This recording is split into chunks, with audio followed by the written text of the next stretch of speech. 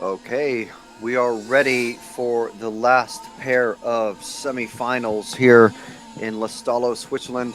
You are watching the EFRA Large Scale Touring Car and Formula One European Championships, brought to you with from by RC Racing TV with video and audio from Poolstart TV, live from the MRTM Club in Lostallo.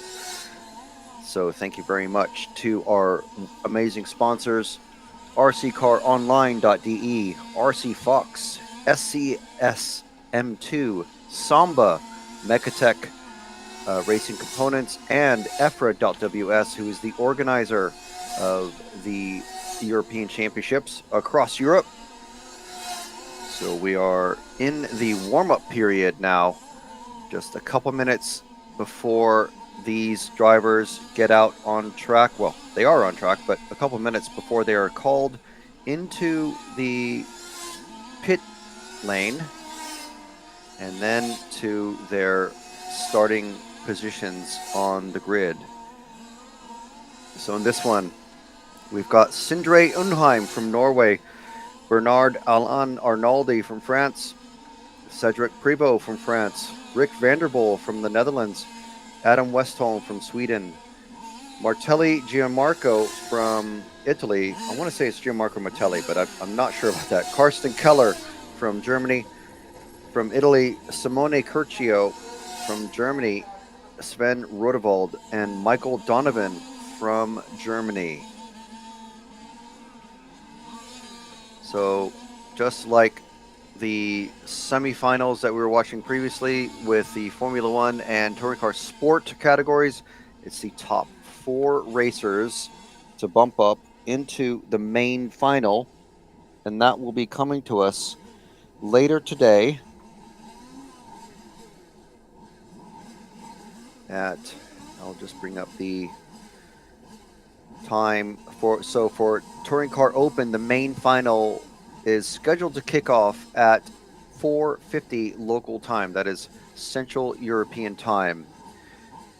The Touring Car Sport will be setting off 1 hour earlier than that, so at 3:50 local time, and at 2:50 local time, the Formula One main final. So drivers have been called into the pits. You can see they're being arranged into number order so that they head out onto the formation lap and basically stay in position.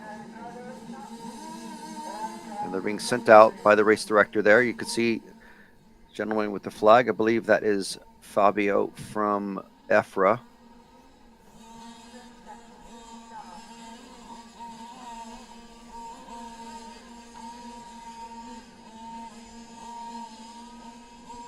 So just getting situated here. Thank you very much for joining us.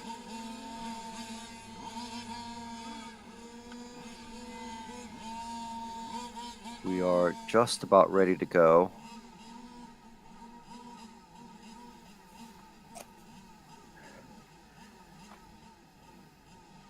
So number 1 that's Undheim with the white and green. And Arnaldi with the very familiar white, yellow, and pink.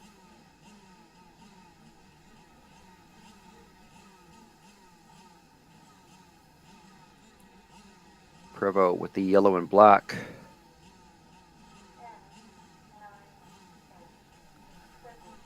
So we're less than 10 seconds.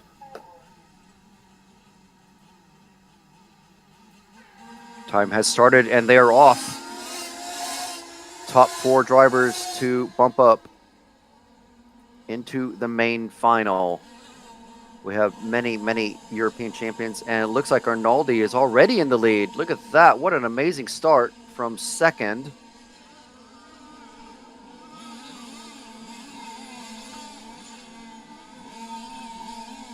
Arnaldi, very experienced in large scale. It's pretty much all he races, although he has started racing GT8.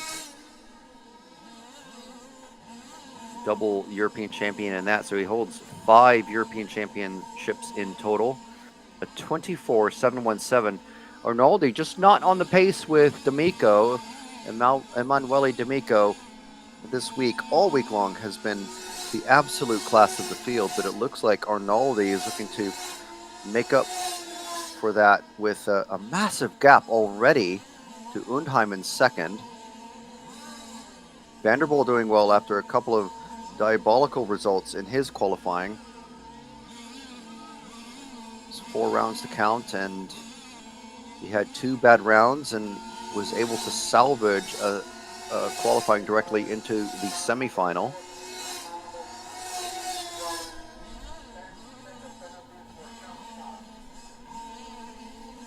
So we have Arnaldi, Undheim, Vanderbilt, Westholm, Martelli, Curcio, Rodewald has moved up, and Donovan has also moved up a couple of positions.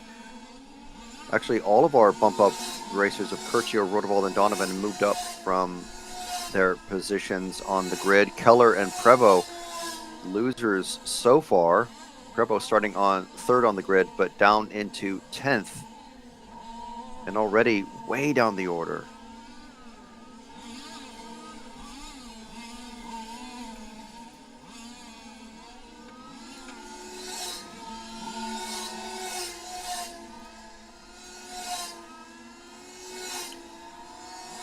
So Westholm, we'll see if we can identify his car easily. Westholm being chased by 5th place driver Gianmarco Martelli, who's just about 2.5 seconds behind.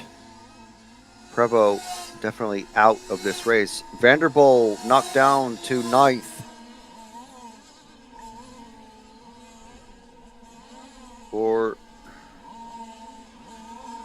no, he was down in 9th, but now he's back up into 4th. So it's something happening with his transponder once again.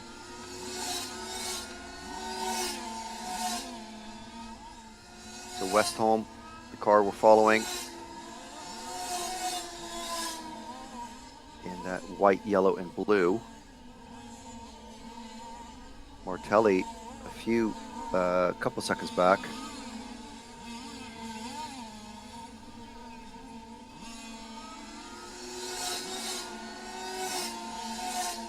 So Westholm is the last of the leading 4 drivers. So we're watching to see what Martelli is able to do.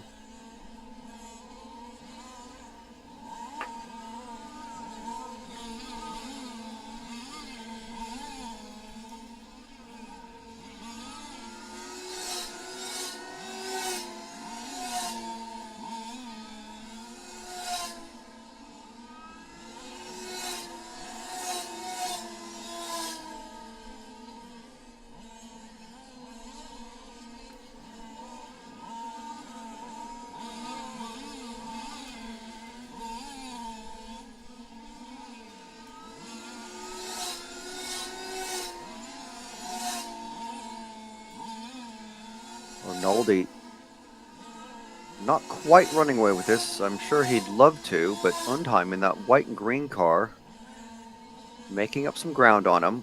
0.7 seconds behind at the last time crossing the finish line.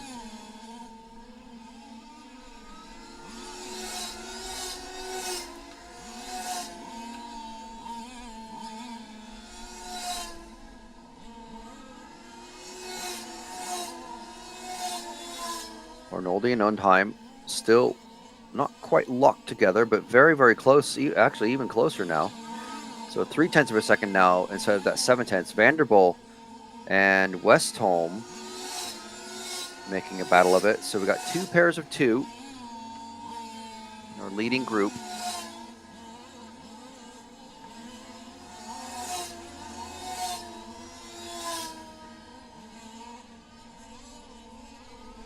Simone Curcio, our top bump-up racer, dropping down to 10th.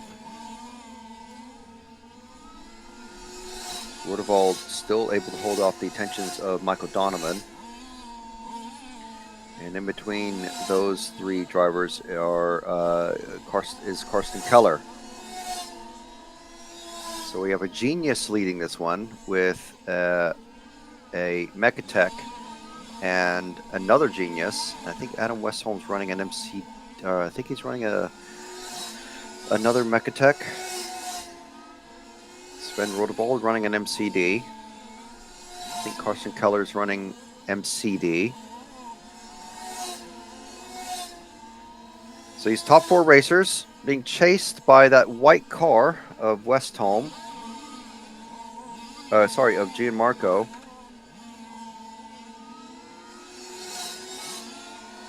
The white and the green chasing the white, yellow, and pink.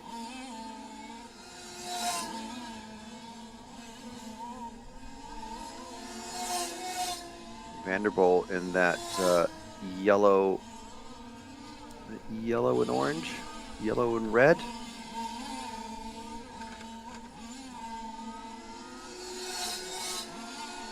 Being chased by Westholm in the, it's pretty much all white, or mostly white.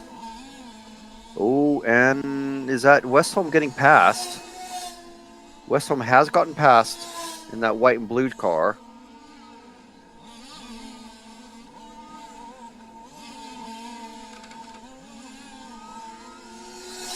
Coming underneath the mechanics bridge. 13 minutes left in this 20-minute race.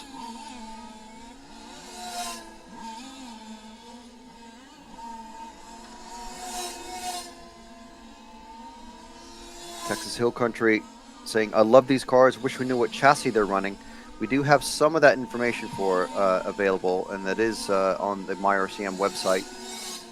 If you click into myrcm.ch, you can find the qualifying final positions for qualifying and the mains, and that will have their chassis and engine and even tire information for some of them. But some racers haven't filled out their information, but we do know that a Genius is leading this car, being driven by Arnaldi. Rick Vanderbilt also driving for Genius. Undheim running a Mechatech. Sven Rodebald running an MCD. Carson Keller running a Mechatech. Mechatech, one of our one of our main sponsors this weekend.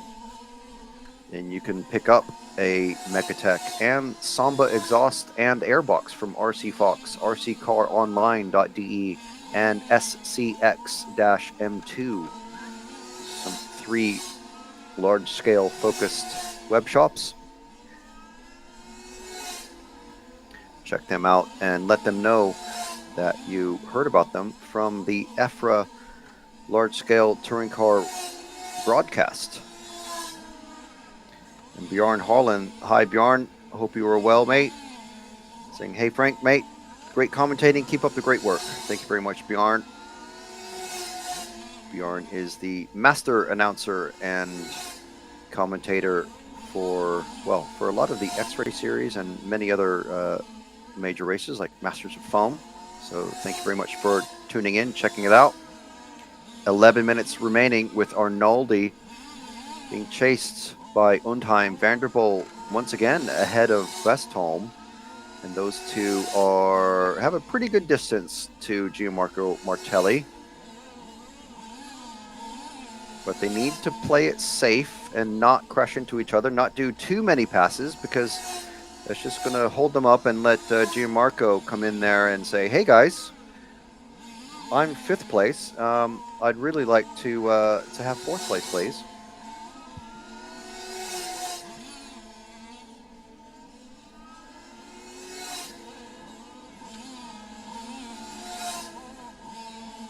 So we're almost to the halfway mark. No refueling in the touring car categories. 20-minute semifinal B.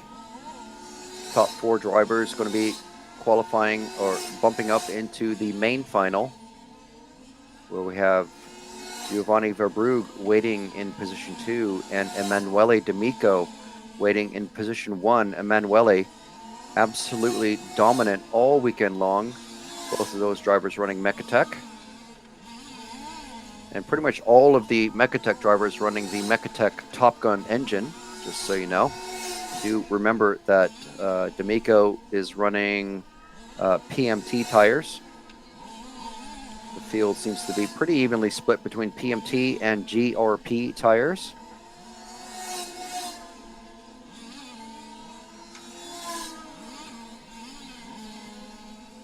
Vanderbilt still able to hold off Westholm, 0.3 seconds behind him. Undheim falling away from Arnoldi just a bit. Now 2.3 seconds behind. And falling into the clutches of Westholm and... Oh, yeah. Undheim has now been passed by Vanderbilt and Westholm coming out of the infield, as you can see right there, coming under our screen. Undheim in that white and green car, now running third in that group, actually just behind Westholm. So Vanderbilt taking full advantage there of Undheim's misfortunes. And Undheim taking third place back from Westholm.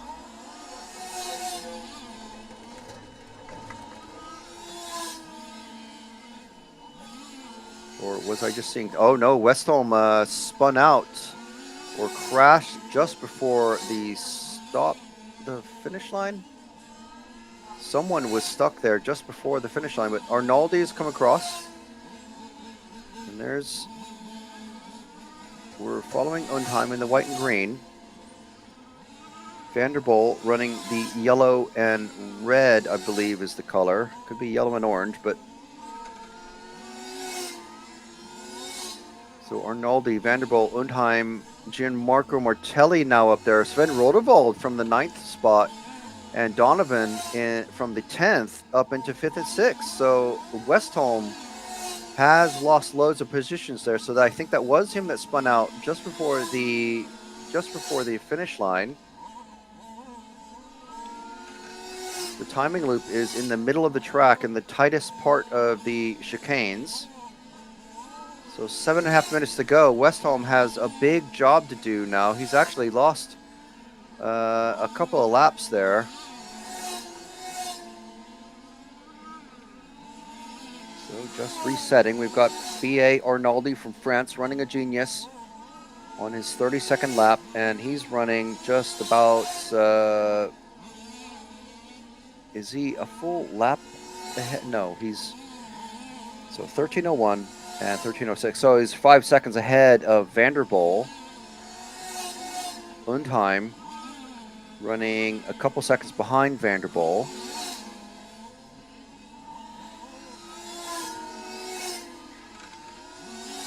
So he's recovered into third from first on the grid. Martelli, he is 4 seconds ahead of Rodewald. So we'll keep an eye on that, because it looks like Rodewald might be catching Martelli.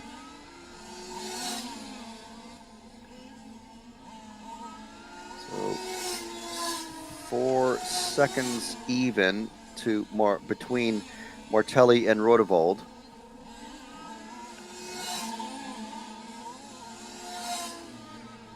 Arnoldi, Vanderbilt, and Undheim pretty even between those, but Martelli quite a ways back. See the gap back to Rodewald now is 5 seconds. So David, if we can go back to the car number 6, it looks like Rodewald, you're already there. Thank you very much, mate. Rodewald catching Gianmarco Martelli just a bit by bit every lap. Martelli, I believe he's running the Mechatech. Rodewald definitely running the MCD. Oh no, Martelli also running an MCD. So these are teammates.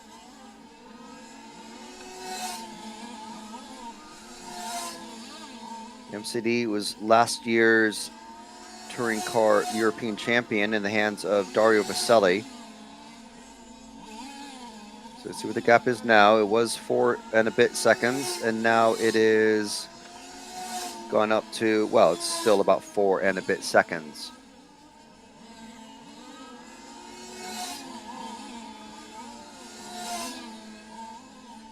So coming down the straight, using that bridge cam.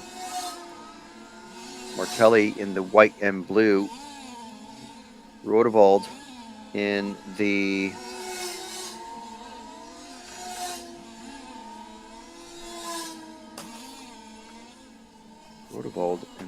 where was he? In the yellow, blue, and pink.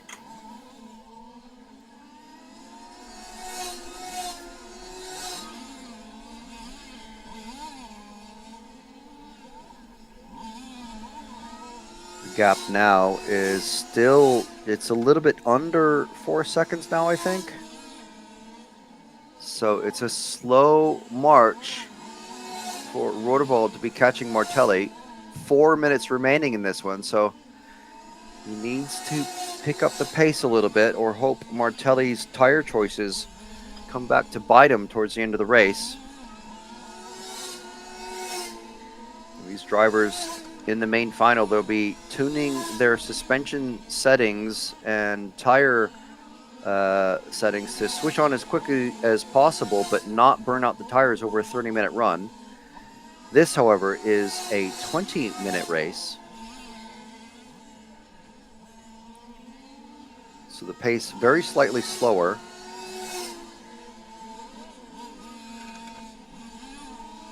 Rodewold creeping up to 5 seconds is his gap to Martelli.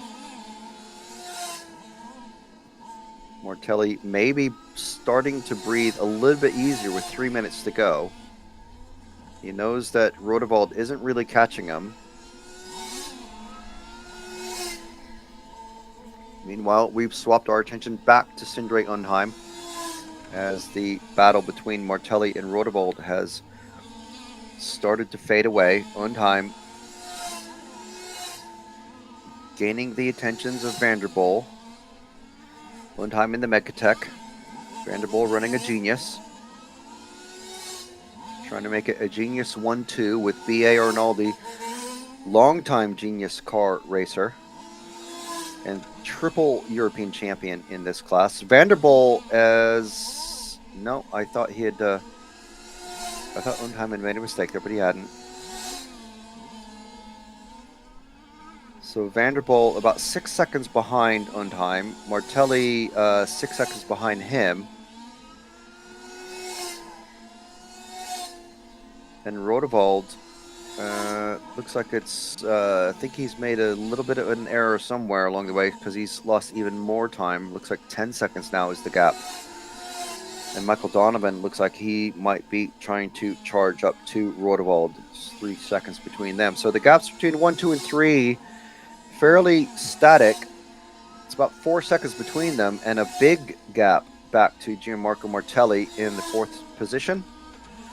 So positions 1, 2, 3, and 4 are B.A. Arnaldi from France running a Genius, Sindre Undheim from Norway running a Mechatech, Rick Vanderpoel from the Netherlands running a Genius, and from Italy, Gianmarco Martelli running an MCD. So 3 brands represented in the top 4 drivers.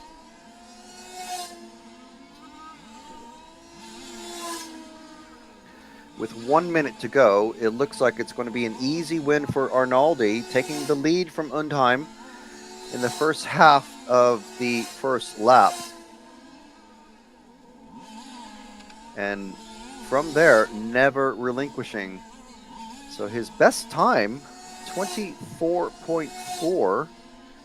24 lap best times for everyone all the way down to Donovan. And it looks like Vanderpoel is going to be recovering very well indeed from his qualifying ordeals. Fortunately, it doesn't look like Rodewold is going to be getting into the main final. I did try to give him some tips, saying, look, man, all you have to do, just do more laps than everybody else. It's pretty easy. It's not that hard at all. Just do more laps. But just kidding, Sven. I know you're absolutely out there doing your best and pushing and pushing, pushing. So Vanderpoel, Arnaldi finishing, Undheim and Gianmarco yet to finish.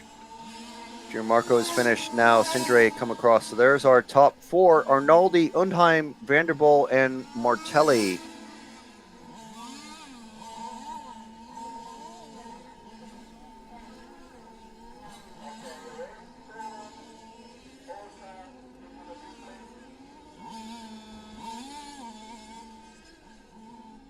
So that was the story of the Semi B. Next up is the Semi A. Another 10 drivers trying to get into the main final. There's our official finishing order.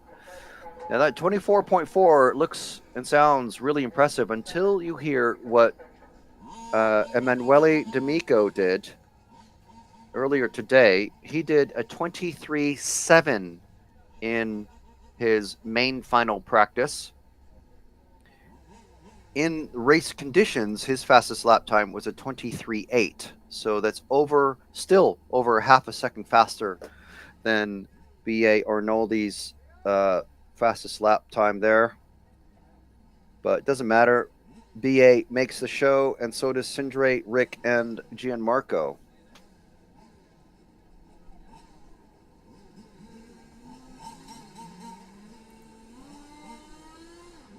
So next up is the Semifinal A, featuring, well, we've got a double world champion and one-time European champion.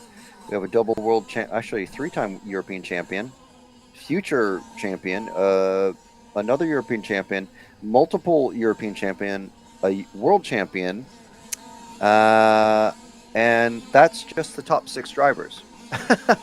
So there's many years and decades of experience on the grid in the next race. So we'll come back just at the end of their warm-up period.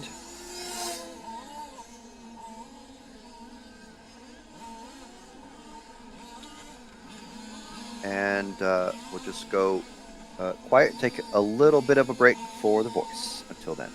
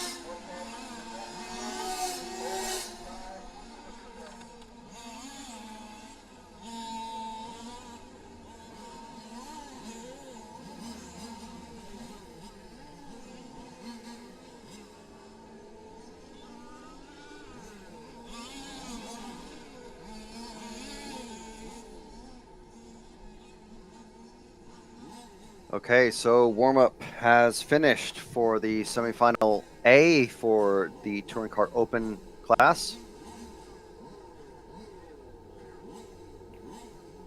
Someone knocking one of the cones down, getting replaced there at the opening of the pits.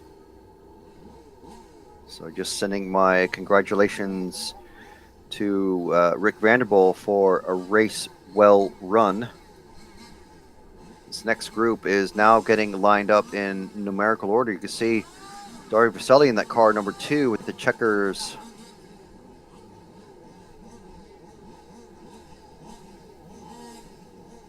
He's got that orange and blue. And Feldman also running orange and blue, but without the checkers. Number 3, Hetland, running blue and yellow. And Repetti running a mostly yellow.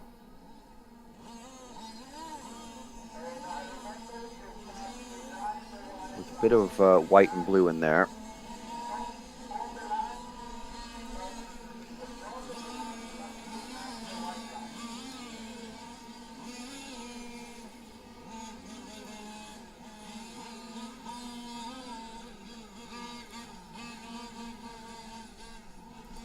So there's our pole man for this race. Marcus Feldman. There's Dario Pacelli. Marius Hetland in the number 3.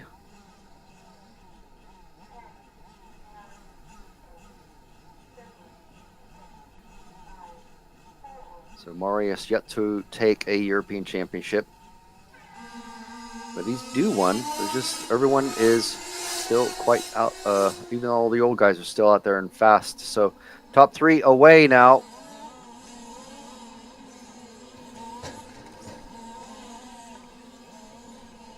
Feldman, Pacelli, and Hetland. Repetti leading the charge. Hake and Gil Gonzalez doing really well, moving up from the bump-up positions into 5th and 6th. First time down the main straight at full speed. And into the infield goes our top 3 group of racers. The battle for 4th already quite hot between Repetti and Hake.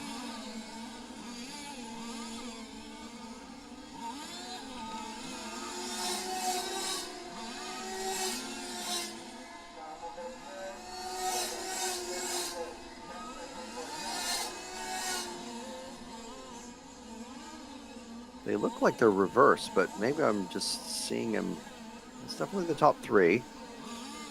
And the next pair are Repetti and Hake. So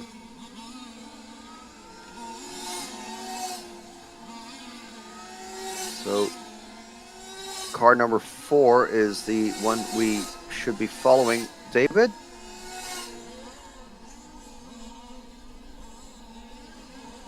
Oh, yeah, actually, he's up into 3rd place already. So it's the car number 3 we should be following. Who's just dropped down? It's Hake has dropped down, and Hetland has just dropped down, passed by Repetti in the infield. Hake has also fallen down into 6th position. That allows Gonzalez up to 5th. So now the gap between them is, well, Pacelli and Feldman continuing their battle.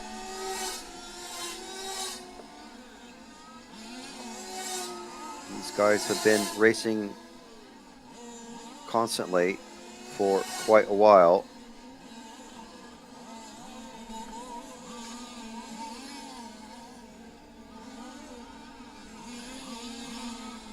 I've just been told that Rick Vanderbilt has a 10-second penalty from the last race, so I'm not sure yet how that is going to affect the final results of the Semifinal B. Meanwhile, we're with the Semifinal A racers. Feldman, Pacelli, Repetti, and Hetland are the current bump-up racers.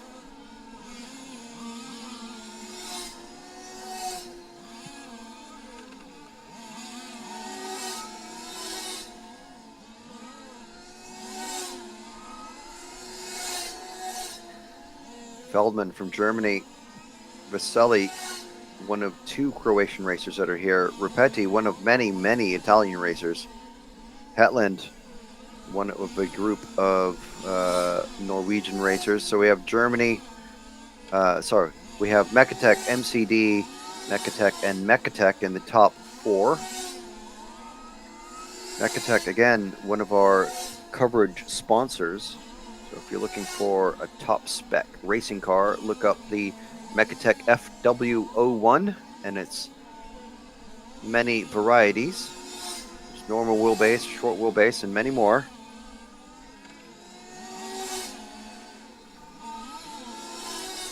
Make sure to order those from RC Fox. Someone has just gone over in that bend going onto the main straight. Not sure who that was, couldn't see.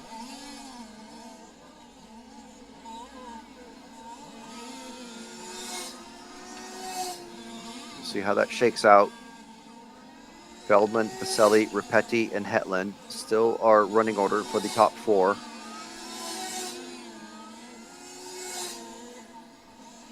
Gaps between them minimal. Ripetti, Hetland, and Gonzalez pretty much running nose to tail. Just a couple seconds between them all.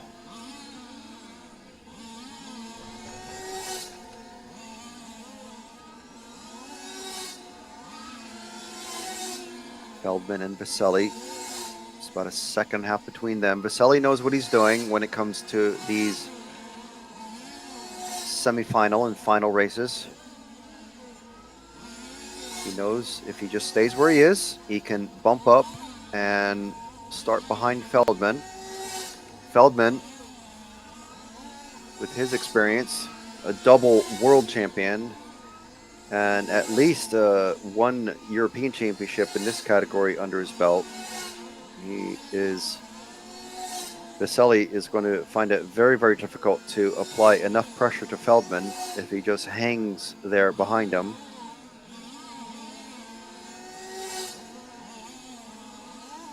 So 14 and a half minutes left to go. Fastest lap just set by Marcus Feldman, 24.5. Now, in the heat of the day, Marcus himself was telling me that normally the grip forces the cars to traction roll in the tighter corners. So as the rubber builds up, it just builds up and up and up. It gets stickier and stickier in those tight corners.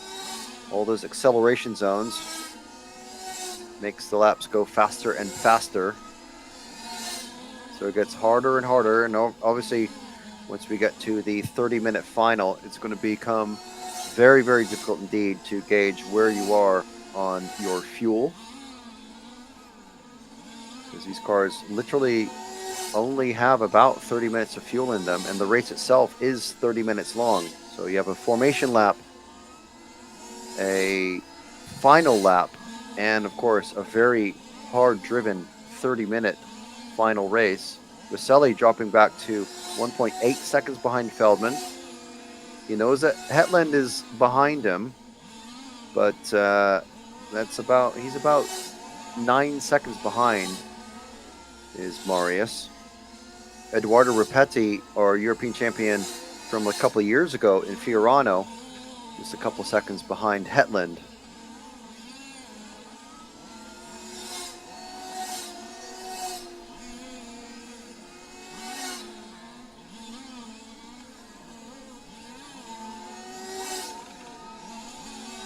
So further down the order, Hessel Roskam looks like he's going to find it pretty difficult to. He's in a tight battle with Olivier Sampietro, and they are behind Gil Gonzalez. So Hessel, being a world champion himself, he knows what it takes, but it's going to be pretty difficult the further you move up the field.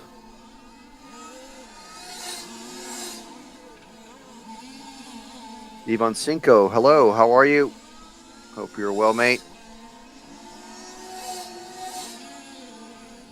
I know you're watching from Croatia and cheering on Marco and Dario.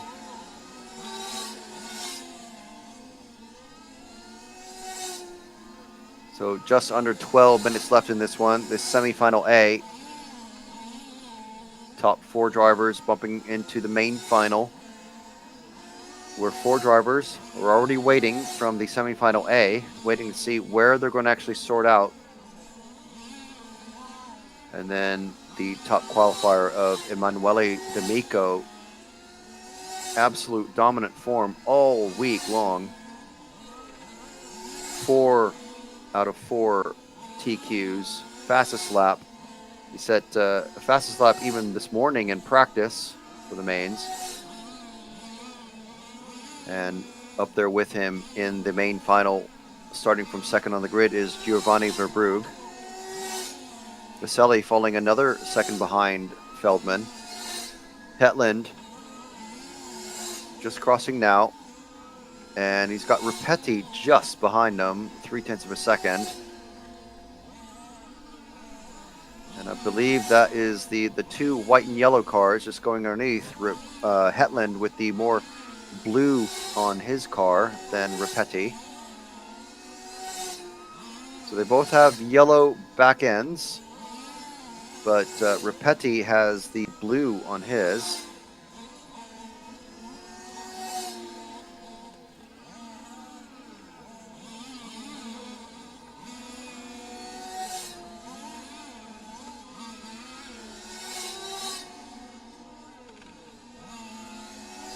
Following them going around the track.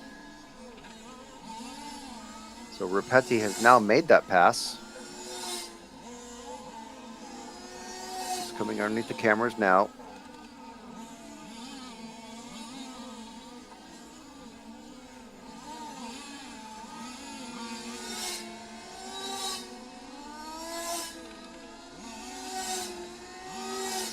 So we're now under 10 minutes to go. 10 minutes down, 10 minutes remaining.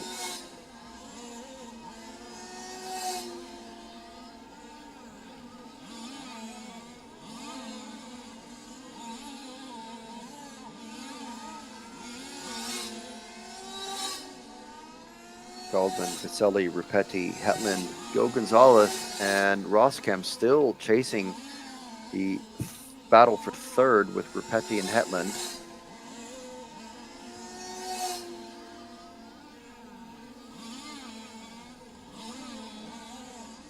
I'll tell you, it's a much easier race than last year's European Championship final.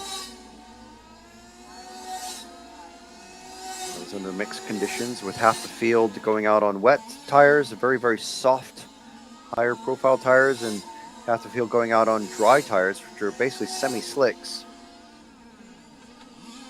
And no one knowing really what to do. It was basically a gamble. And you can change tires, it just takes forever to do. So no one changed tires, basically, in the end. And it stayed a little bit damp, but it didn't rain any further. And some of the tires were coming off looking like they'd been driving around on just wet clay. That's how soft the rubber was. It was absolutely crazy. An intense battle that Dario Vaselli ended up winning. Dario now 3.4 seconds behind Feldman. The gap to Feldman doesn't really matter for Marcus as long as Ripetti is still 9 seconds or so behind Vaselli. Sorry, as long as Ripetti is still 9 seconds behind. The only thing it will change, possibly, is the starting order on the main final grid.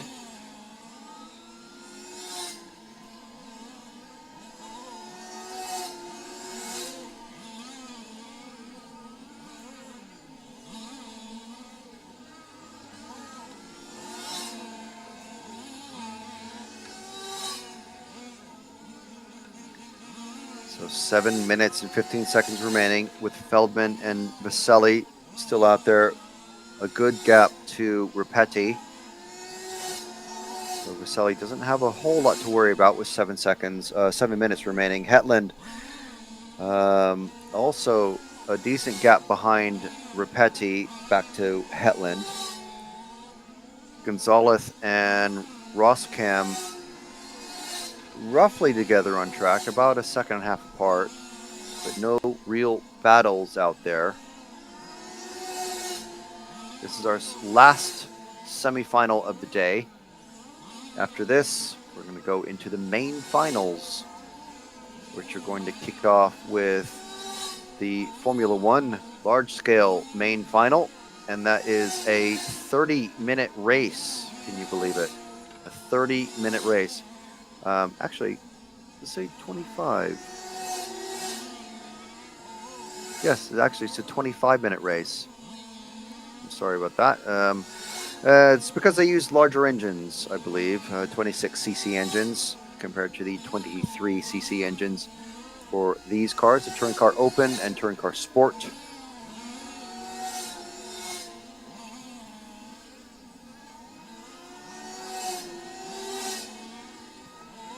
So Ripetti continuing to pull away from Hetland, but not making up much ground on Vaselli.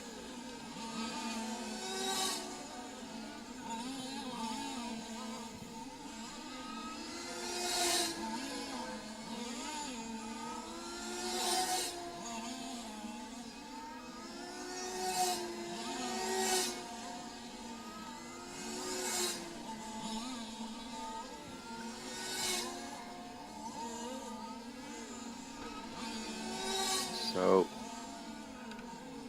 5 minutes and 15 seconds remaining.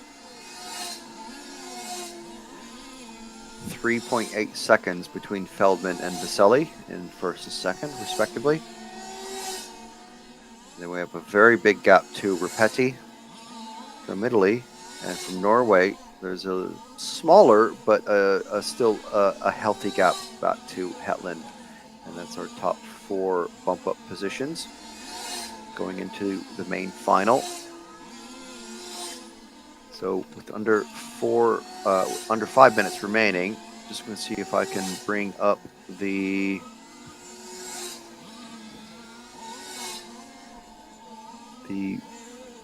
results here. I'm not sure what happened to Vanderbilt in that semifinal B.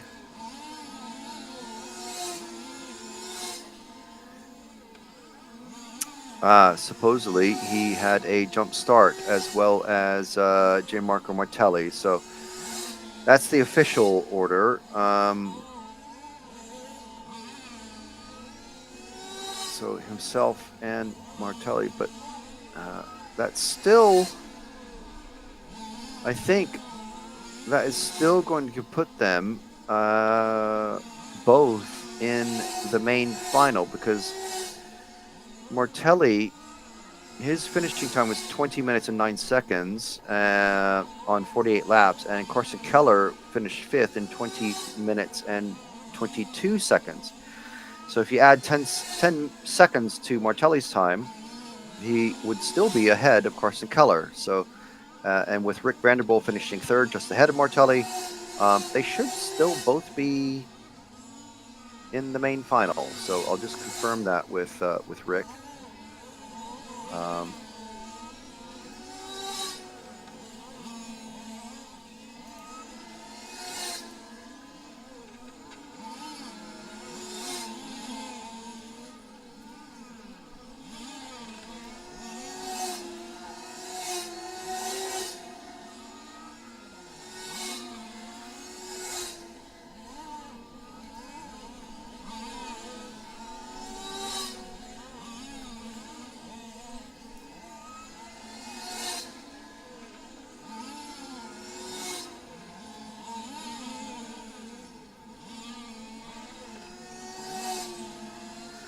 So I don't want to rub anything in, but just checking with Rick on that, because he did have a good run with Martelli. I didn't. Obviously, it's very hard for me to see a jump start, but someone will have made a note of it, assuming it did happen. So Feldman, Vaselli, Ripetti, and Hetland still in the lead here. Top 4.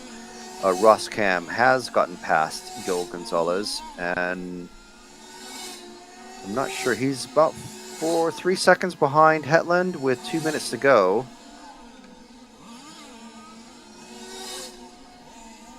I think it's going to be pretty difficult for him to catch up, though. Let's see. Let's say it's 3 seconds between them. Just coming across again. Oh, it's very, very tight. So David, can we get to follow into car number 3? Because that is the final bump-up position of 4th place Marius Hetland, being caught very rapidly by Hessel Roskam. Unless something has already happened and I've missed it. Just a bit difficult. This is them coming through. Roskam has gotten him. Roskam did get him, so we did catch it on camera at least. Whew, okay. But yeah, that is unfortunate for Hetland. It looks like he's actually stopped somewhere out on track. I think that is his mechanic picking up his car. So right at the very end, within the last minute, that is massively unfortunate for him. I was hoping we would see a battle. But that made it really easy for Hessel. So Hessel is going to be bumping up into the main final. So great job for him in literally the dying seconds of the race. In the last minute of the race, Hessel Roskam, former world champion, has moved himself up into the main final. So the top 4 drivers now looking like Feldman, Vaselli, Ripetti, and Roskam. Bad luck for Marius Hetland.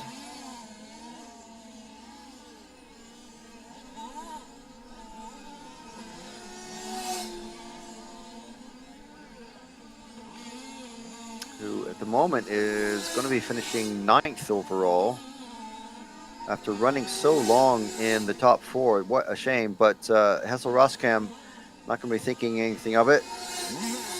Feldman, Vaselli has come across the line. Ripetti's come across the line. It's just waiting for Marcus and Roskam.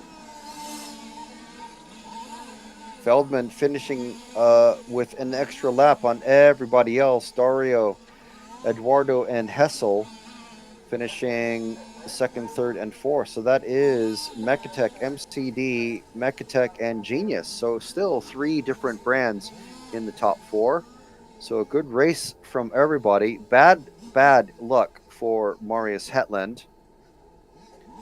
But now we have a bit of a break before we see more racing action, because we're going to be going into the main final for large-scale Formula. And that we're going to go into, there's our official finishing order. Of course, it's possible penalties to come through, and we'll see if they do at the end of well, it'll take a few minutes for that to show up online, but we're going to have the large scale F1 main final starting at 2:50 local time, so that's in about 25 minutes from now. But before then, in just a few minutes, we're going to start the F1 finalist drivers presentation. So I don't think that's going to take 15 minutes. So we might have a little bit of downtime here. So I will come back onto the commentary mic during the warm-up period for the race, and we'll be talking to you then. So until then, this has been the EFRA large-scale touring car and Formula One European Championships from the MRTM Club in Lostallo, Switzerland, just north of Lake Como in Italy, right on the border. Video and pictures brought to you by Polestar TV, and coverage sponsored by RC Fox, rccaronline.de, SCSM2, 3 fantastic large-scale focused model shops online, and also Mechatech Racing Components, makers of the FW01 racing machine, which we've just seen in driving in action there at the hands of Marcus Feldman. And also thank you to Samba exhausts and airboxes. So my name is Frank McKinney with RC Racing TV. Make sure to check out rcracingtv.com and use the discount code to get 10% off your orders this weekend, all weekend long until Monday. And that discount code is LSTC and the number's 24. So we'll be back in about 20 minutes or so, just before the start of the main final for large-scale F1.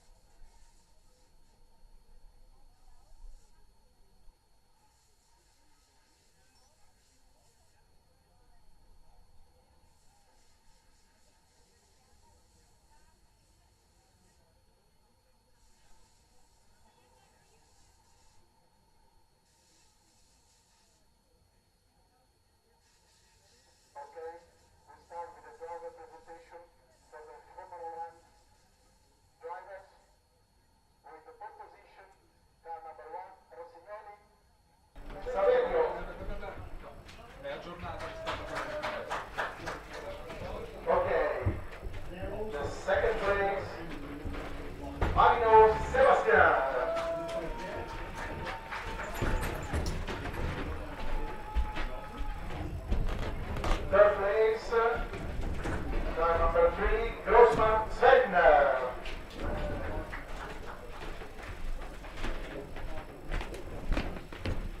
Fourth place, Mittelstedt Martin.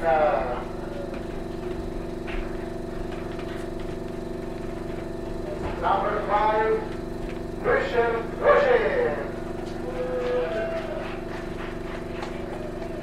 Car number 6, Lostallo Beat.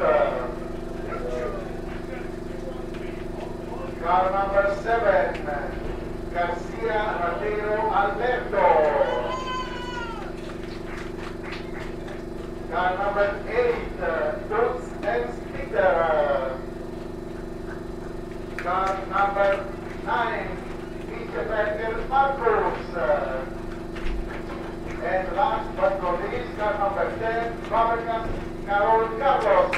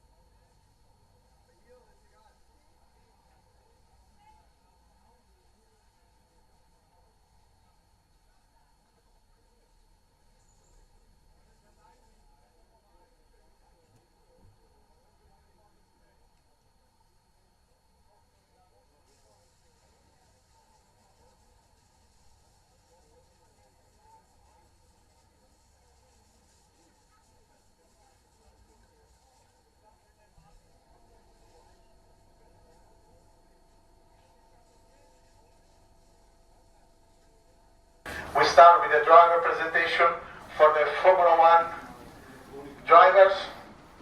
With the pole position, car number 1, Rossignoli, Saverio. Okay, the second place, Marino Sebastian.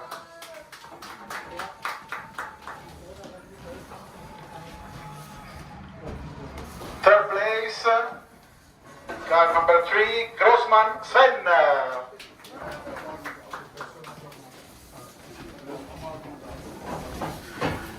Fourth place, Mittelstedt Martin.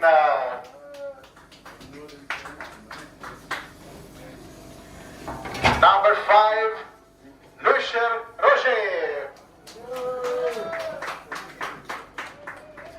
Car number 6, Lostallo Beat. Car number 7, Garcia Ratero Alberto. Car number 8, Dutz and Peter.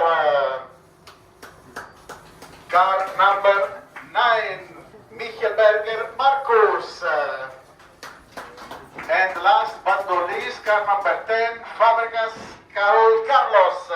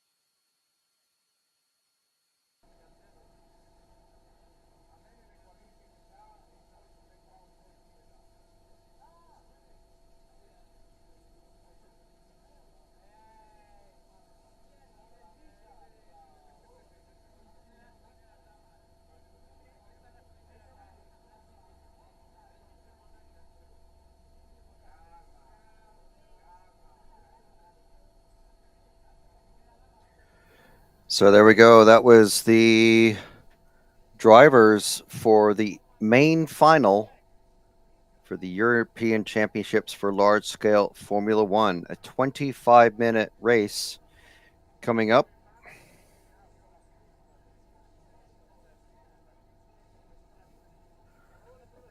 "25 minutes of all-out action and driving with Saverio Rosignoli from Italy, Sebastian Marino from France, Sven Grossman trying to chase them down, I'm sure, and Martin Mittelstadt. I think it's going to be a very interesting battle between those two pairs of drivers. See who's going to end up not only just first overall and the champion for 2024, but also who's going to be on the podium. 3 spots in the podium, but 2 pairs of somewhat closely matched drivers. Marino usually, at least the last couple of years, coming out ahead of Rosignoli, but this time around, looks like it's Rosignoli who's going to be the man to beat. And then we've got Grossman and Mittelstadt also looking fast, but not quite in the same league as Rosignoli. So if anything, Marino, Grossman, and Mittelstadt possibly going to be the battle for the 25 minutes here. And then we've got Roger Lucher beat Lautenschläger, Alberto Garcia Rotero, Ernst Peter Untz, Marcus Mickelberger, and Carlos Fabregas Carroll.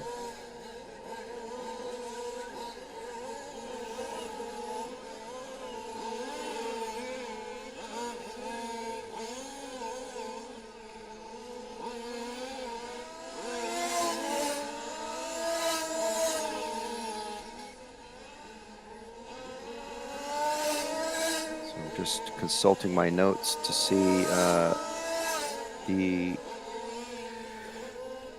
color schemes for the drivers as they're doing their warm-up.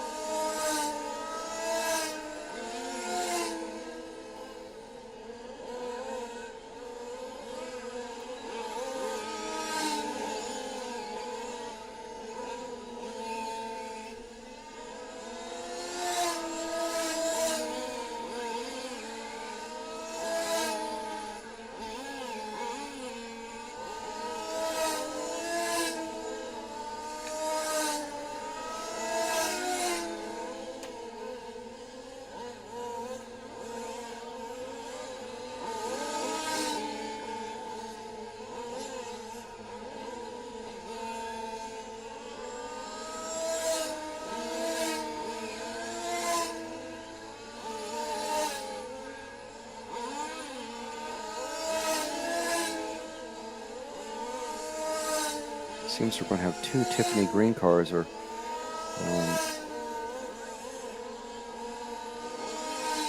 that could make things a little bit difficult.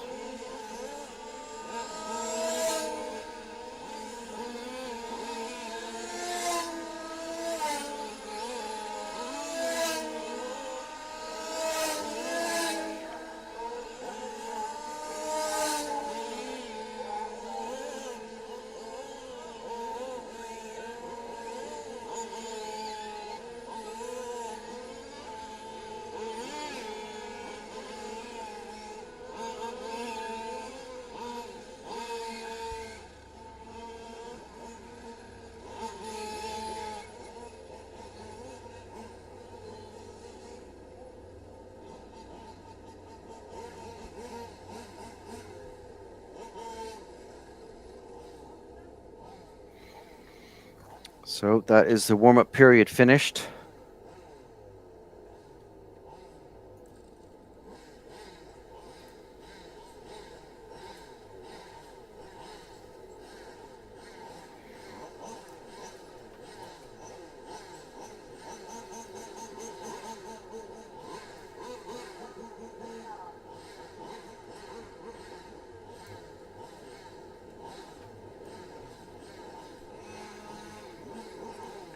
So everyone getting into numerical order. It looks like that the car 3 is definitely, so it's Grossman definitely in the Red Bull scheme.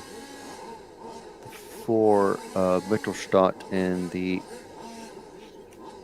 we'll just call it red.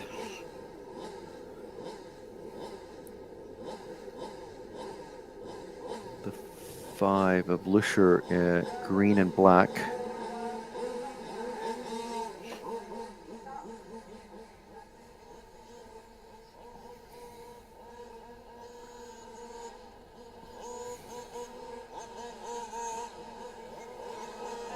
So that's the main final. We're not interested in the bump up positions any longer.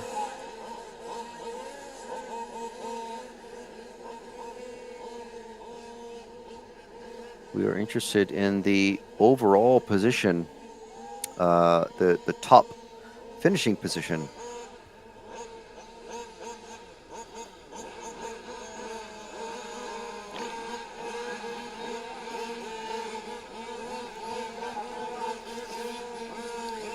So taking the time, getting around.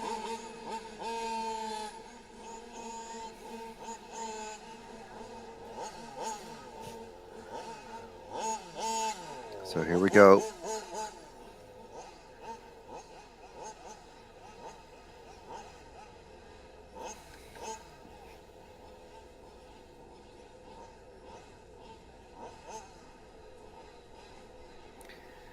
We've got Rosignoli. There's Marino in the BWT sort of colors. Grossman in the yellow and black. That car 3.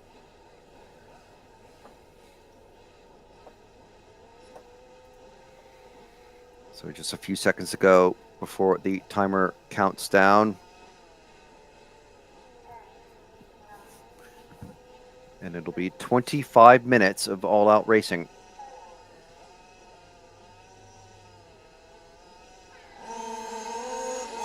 Scooter is sounded, and they are off. And someone's already into the grass. It's the number 3 of Grossman. He's going to start with a deficit, and that is the red and white. I think that was Mittelstadt spinning off just before going into the infield. Remember, these cars are only rear-wheel drive, but the leaders, first and second, already away. We're going to stick with them. Rosignoli leading the way in that green and white. Marino in the pink car. These are our top 2 contenders, top 2 racers, top 2 the class of the field all week long. Marino, first round TQ. Rosignoli taking TQ for all the other 3 races. 3 rounds of qualifying.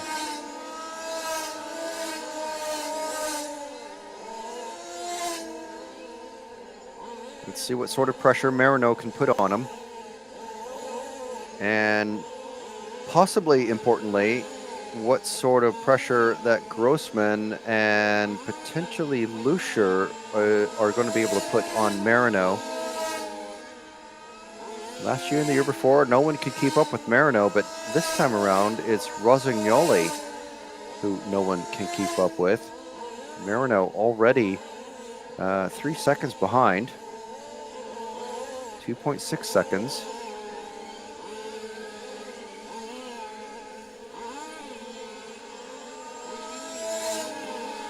23 minutes remaining.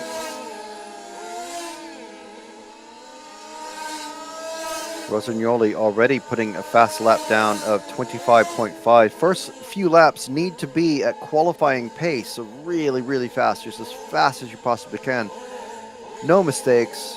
There's very little, well, there's no back markers to speak of, and as long as you've got clear air around you, you can really put the hammer down and try to break the cars behind you. And that looks like what Rosignoli has already done. 3-second lead for Saverio. The Italian now 3.5 seconds ahead of the Frenchman, Sebastian Marino. A 2-time winner in this category. You saw him absolutely dominate in Fiorano and Groningen last year. And it looks like Grossman a second and a half back from Marino. So that battle is starting to fade. Roger Lucier in that green and black car, about 4 seconds back. So the top three starting to get pretty spread out now. This could turn into a slow burn of a race. So it might become a tire management sort of thing. And towards the end, maybe we'll see how things develop. Rossignoli and Marino qualifying directly into the main final. And they're leaving everyone else to have to go through the subfinals and the semifinals, which we completed a couple hours ago for this class.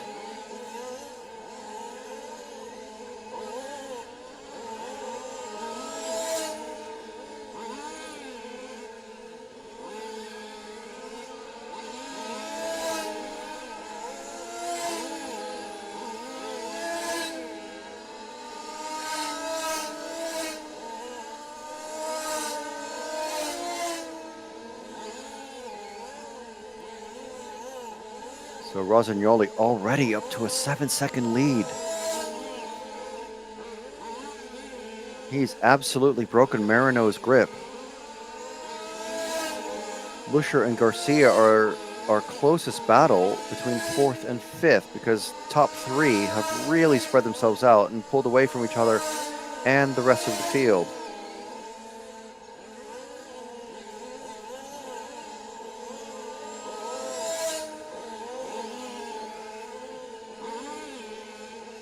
So Lucier and Garcia 0.6 of a second behind. Lucier running that green and black car at the lead of this trio of cars. Garcia trying to make it into a really tight battle. Garcia last time around 27 flat, with Lucier doing a 26.8 this time. Garcia coming across for, Garcia falling behind, and Fabregas taking it up from number 10 on the grid. So Fabregas, 4 seconds, but it looks like they have come, Fabregas and Garcia have had a coming together. Of course, these are open wheel cars, so it makes it very difficult to go banging side pods with each other when your wheels are sticking out. It's the first thing that are going to touch. So it's very, very likely that if you try to sneak inside someone, they're going to try to close the door. Wheels and wing will touch, and one or both of you will go off the track.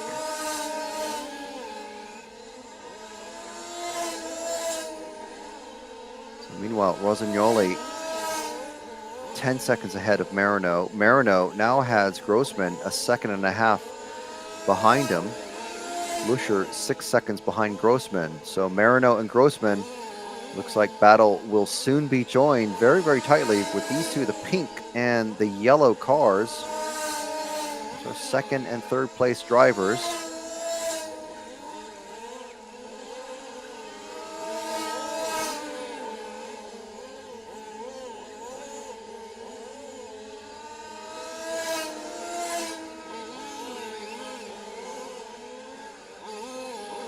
Rossignoli just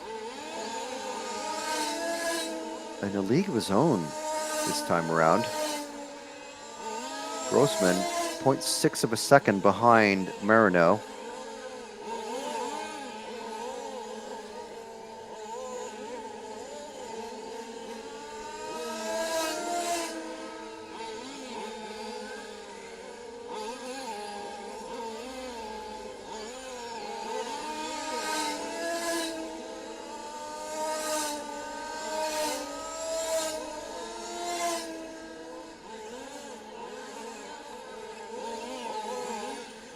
Rossignoli coming across to finish his 18th lap. Meanwhile, Marino and Grossman locked together. They've got a good distance back to Lucier, so it's basically just going to be these two guys. Marino, I'm sure, can withstand the pressure. Like I said, he's a two-time European champion in large-scale Formula One. Usually seen as sort of the feeder class into large-scale touring car, but now with touring car sport class a thing and seemingly fairly popular, many drivers have moved from the touring car open category into the touring car sport. So what happens with large-scale Formula One? I think it'll be probably stay about the same. Obviously, it is full as well. I believe 36 racers in it this time around. So if anything, they'll have to make sure that they either expand the available slots for drivers in both touring car sport and Formula One.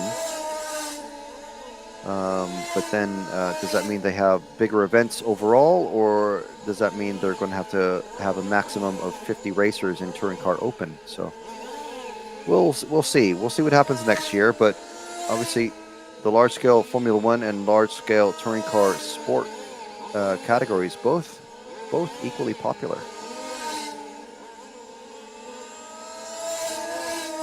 These cars running a 25-minute race instead of 30. I'm pretty sure mostly because they have a larger engine allowance, 26 cc's versus 23 in the touring car classes.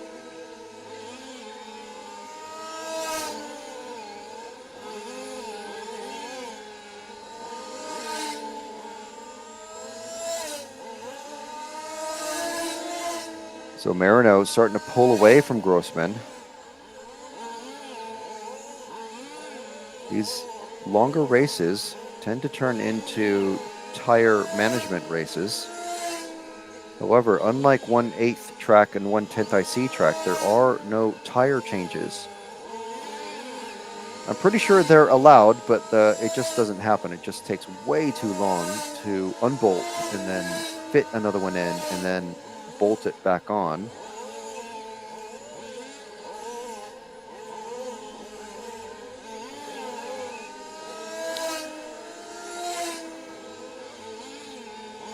Grossman closing the gap just a tiny bit to Marino. Let's see what it is when they come across the line now. You can see them on screen. It's about a second and a half. Lap times in the 25 to 26, high 26 range for most of the drivers.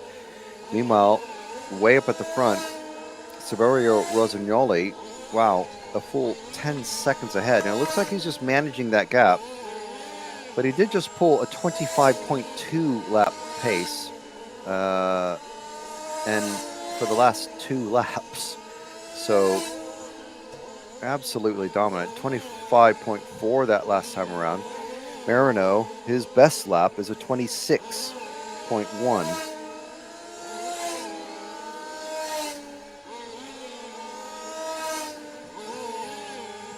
So Rossignoli, either very, very experienced with this track. I mean, this Lostallo is just across the border. Literally, the region of Lostallo, the city limits of Lostallo, actually touch the border between Italy and Switzerland.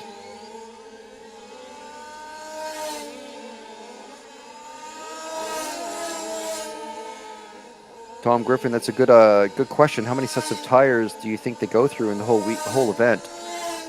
You know what? I'm going to ask one of the racers who's been replying to my questions over the weekend.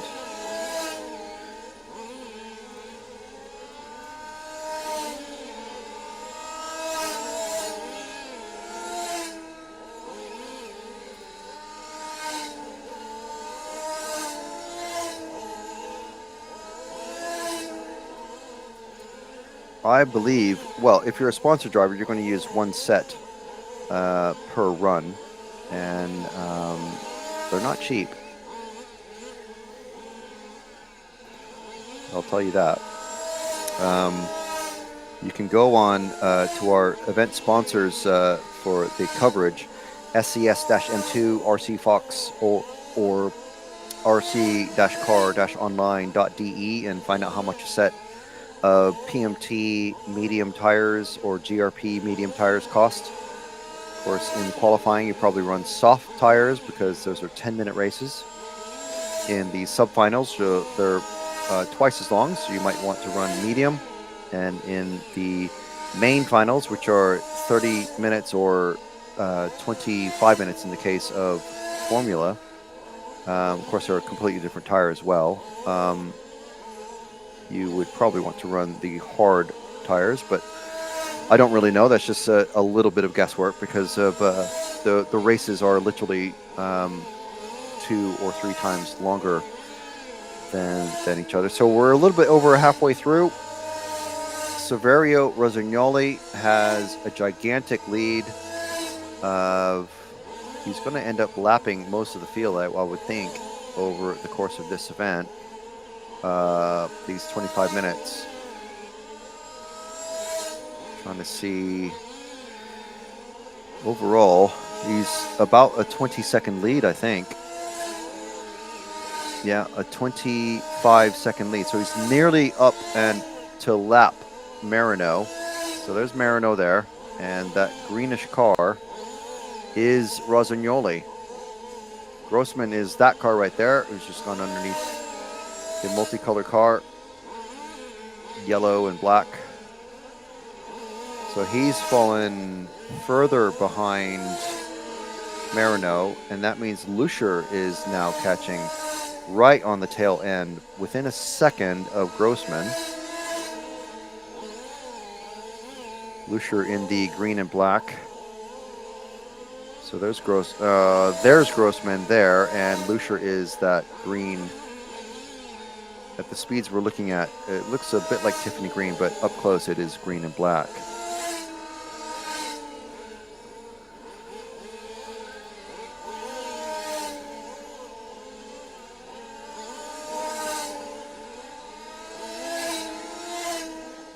So Grossman and Lucier, who we're following, these cars were right there on underneath us. Both with significant amounts of black on the body shell, but one is yellow and the other is greeny, where it isn't black, if that makes any sense. So yellow and black and green and black. So we're less than 10 minutes left in this one. Rossignoli absolutely pounding out the laps. He's lapped everybody now, a full lap ahead of the entire field.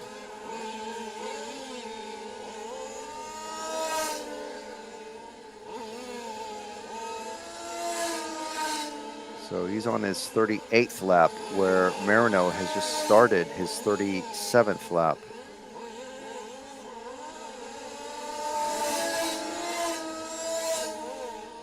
So the battle for third, which is the final bump up, sorry, not bump up. I was just thinking, I'm not going to say bump up, but it's the final podium spot.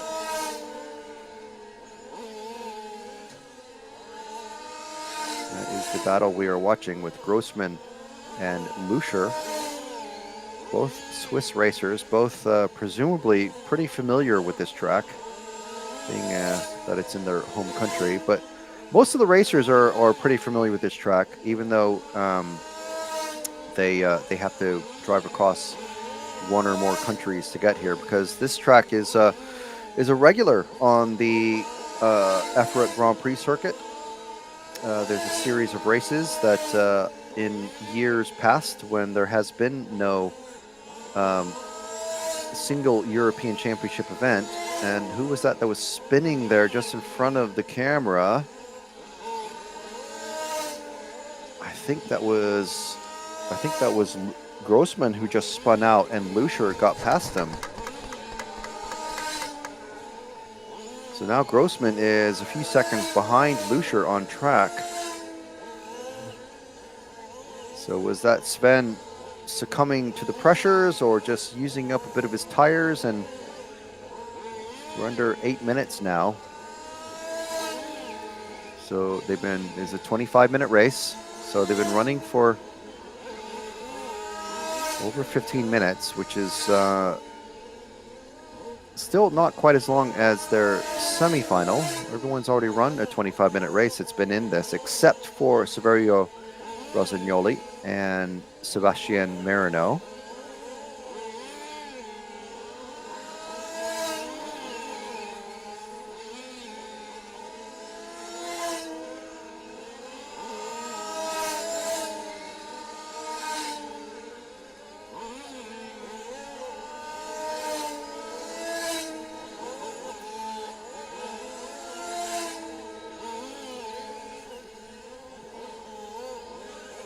Rossignoli just absolutely bossing this. A 25.2 last time around.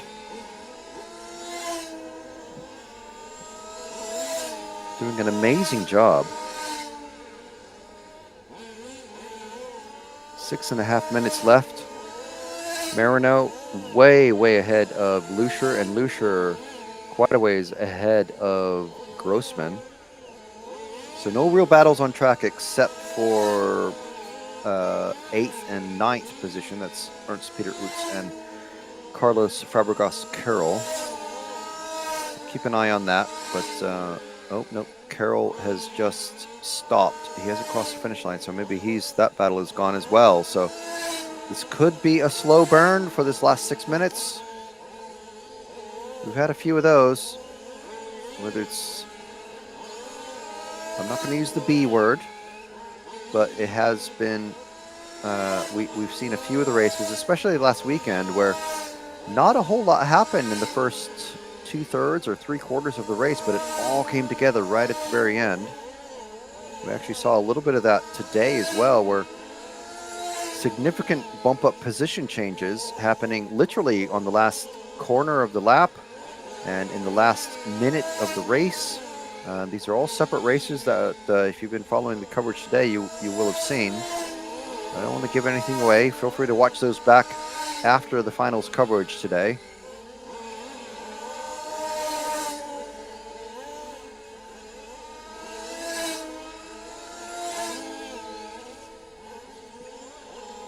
Meanwhile, right now, we're in the main final 25-minute main final race for the European Championship for large-scale Formula One. We've got less than 5 minutes to go. We do want to thank you for sticking around and watching the coverage today, whether you've been dropping in and just checking out what's going on, or whether you've been with us all day long. We do appreciate you stopping in and saying hello, or even just lending us your eyeballs for a few minutes here and there. Video and sound brought to you all weekend long by Polestar TV. My name is Frank McKinney from RC Racing TV. And whether you're watching us on the RC Racing TV YouTube channel or Facebook page, or on the EFRA, the European Federation of Radio-Controlled Automobiles page or YouTube channel, or indeed on the Polestar YouTube channel, welcome. Thank you for joining us. We do want to thank our sponsors, RC Fox, RCCarOnline.de, SCSM2, Mechatech Racing Components, and Samba. Now, if you're interested in organized racing in your area of the world, check out EFRA.ws if you are in the European region. There's lots of links there for European federations for racing model auto cars. With 3.5 minutes to go, it's looking very secure for Saverio Rossignoli. Of course, anything could still happen. He could have a terrible couple of laps and require his mechanic to run out of the pit lane and turn marshal his car. You'll notice that there are no turn marshals out on the track. The mechanics underneath the rostrum there, underneath the driving stand. Oh, there's one running across. Oh, almost running across the bridge, but not quite. The mechanics underneath the driver's stand are the ones who actually turn marshal the cars. It's for safety reasons. This car is hitting 40, 45 miles an hour. I think that's like 80 kilometers an hour or so. 70, 80 kilometers an hour. Very, very quick, and they are huge. They're minimum 10 kilos in weight, and they are very heavy and very, very fast. If you're an electric touring car racer, these may seem slow, but they are a lot faster than they seem once they get up to speed. So Saverio Rosignoli with the last 2 minutes of this 25-minute main final for the EFRA large-scale Formula One European Championships. It's looking very, very secure unless something truly catastrophic happens. Rosignoli is going to be taking home his first European Championship trophy. Marino is going to have to settle for second, and he's got a good gap to Roger Lucier, who is currently in third. So a minute and a half remaining.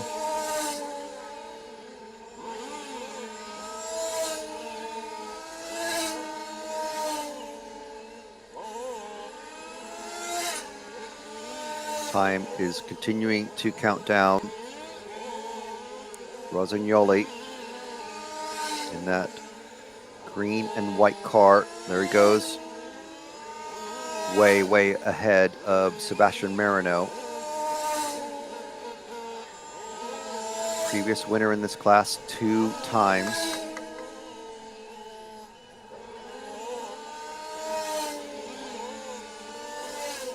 And someone's car running out of fuel there. I was just about to say that these cars run for about 25 to 30 minutes on a single tank of fuel, and we're just approaching the 25th minute of racing. Another mechanic having to run out and retrieve the car. So hopefully Rosignoli is slowing down so that he makes it to the very end. Or he's going to go for glory and go for a victory lap. 10 seconds remaining in this 25-minute race. It hasn't been a barnstormer, but it has been, if you're in the shoes of Saverio Rosignoli, who is our 2024 European champion for large-scale Formula One. Making it look easy, finishing a lap ahead of the entire field, including second place Sebastian Marino and Roger Lucier, who finishes just a few seconds behind him. That is your podium positions for the large-scale Formula One European Championship here in Lostallo. And there we go. There's our official finishing order. 58 laps for Rosignoli, 57 for Marino and Lucier. Mittelstadt never able to really get in there and challenge Lucier and Marino for the podium positions. So really unfortunate for them, but that's how it goes sometimes. It swings and roundabouts, as they say here in the UK. So Rosignoli from Italy taking his first European championship. So the next race up is going to be the Touring Car Sport main final, and that will be kicking off at 3:50 local time. That's Central European time. That's the time in Switzerland. And we're going to have another driver presentation, as we saw just before the F1 main final.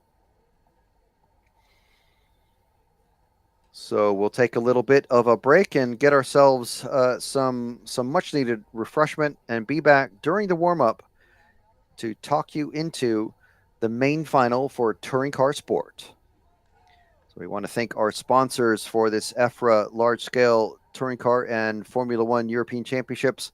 Again, that is RC Fox, rccaronline.de, Mechatech Racing Components, Samba, SCS M2, and we want to thank also Polestar for providing the video coverage this weekend from the MRTM Club in Lostallo, Switzerland. My name is Frank McKinney with RC Racing TV, and we're proud to bring you this coverage live all weekend long. We've been here talking about it all day since Thursday, all day yesterday, and of course, all day today. So we'll see you in about 25 minutes.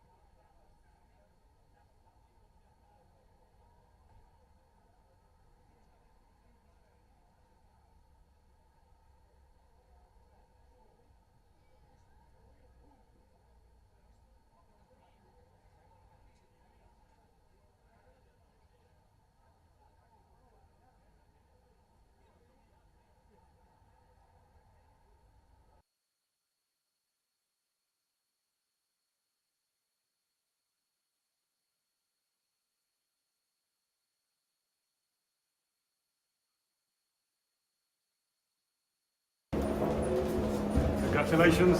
Thanks. Come to other. Thanks for all. I'm very happy. I'm very satisfied for the race. Very, very fast. I'm happy for the cars. It's very, very, very fast and stable. Easy. It's a perfect race. Thanks all. Congratulations. Thanks. Enjoy. Show it. You could have stopped a minute in the end and probably would have stopped. Okay, thank you, Saverio. Thank you. Thank you.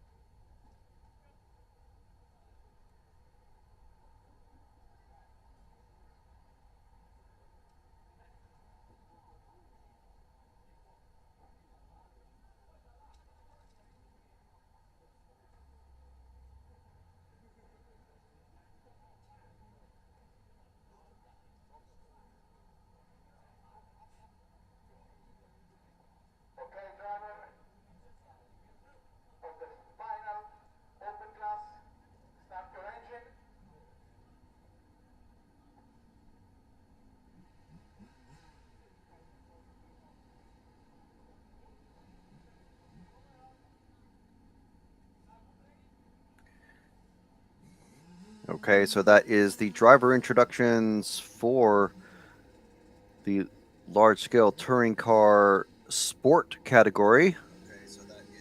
Main final about to kick off. 30-minute race between, well, we hope it's going to be a lot closer than the Formula One main final that we saw.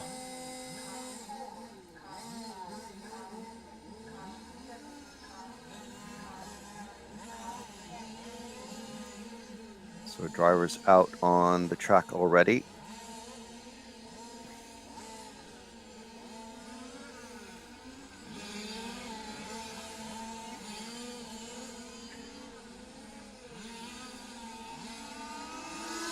PQ man and pole position driver Dennis Tyson yet to check in, so I am sure he's going to be checking in. I mean, knock on wood, we haven't had a 10-minute technical timeout yet.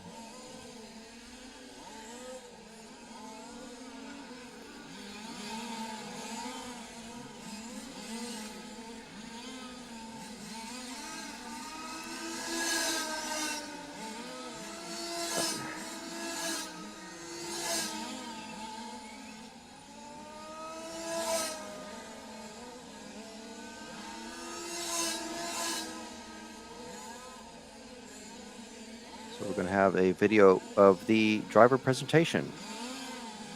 Of the final sport class with number 1, Thyssen Dennis.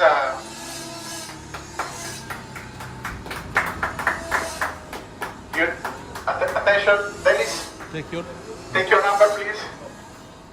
And you put in front of you, huh? Stop. Okay.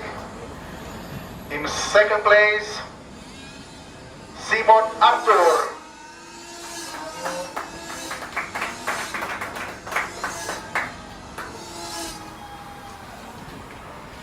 In third place, Finardi Paolo.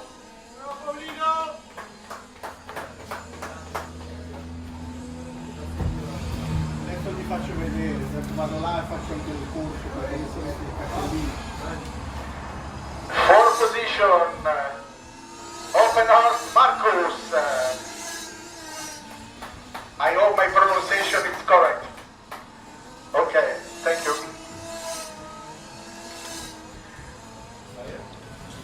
Fifth place, quinta posizione, Luca Rauli.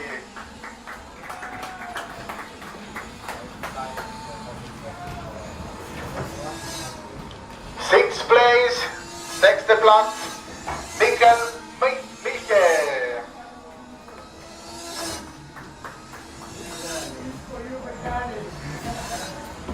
Septième position, c'est Paisier Rodi.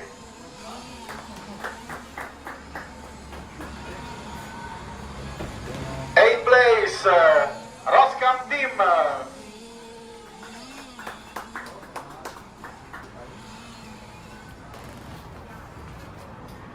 Neunte Position, Schröder Stefan.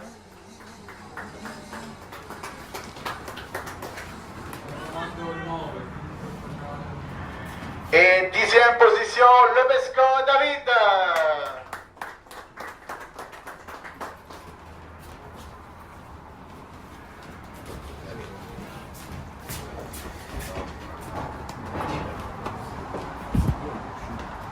Aldo, è sbagliato ancora. So there we go. That was our driver presentation. So there you go. Daddy Lebescon, or David, as he likes to be called, probably, in that 10th position. But the first two out there were Dennis Tyson and Arthur Simon. I'm hoping that the rest of the grid can, for this main final for Touring Car Sport, can make it, keep it interesting for us.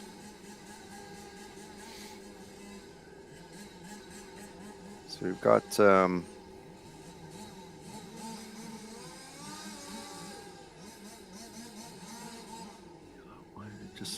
cross-checking my number and name color combination notes.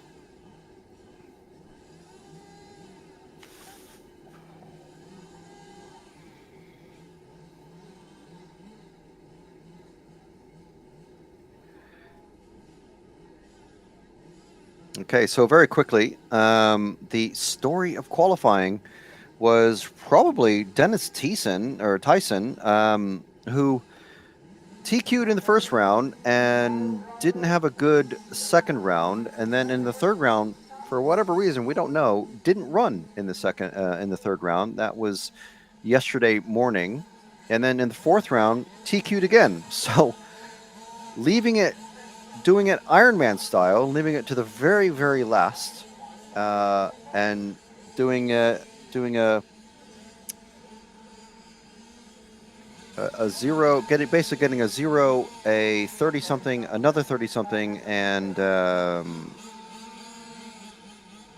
another 0 for qualifying, and taking the TQ spot. And there's his car. White, red, and green. Second place is white and green. That is Arthur Simon. Finardi, the yellow and white number 3, running a Genius.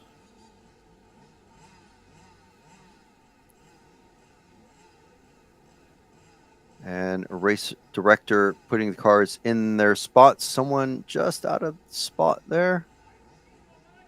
I think you could have let that one go. But nope, you got to put them in the correct spots. It's fine. All good now. Nick, what is the meaning of 1/5 S? I'll mention that in a moment after the race has started just now. Here we go. 29 minutes and 55 seconds left. It's a 30-minute race. It looks like everybody's off in number order. Someone's getting a very bad start at the very, very back. And that was Milky.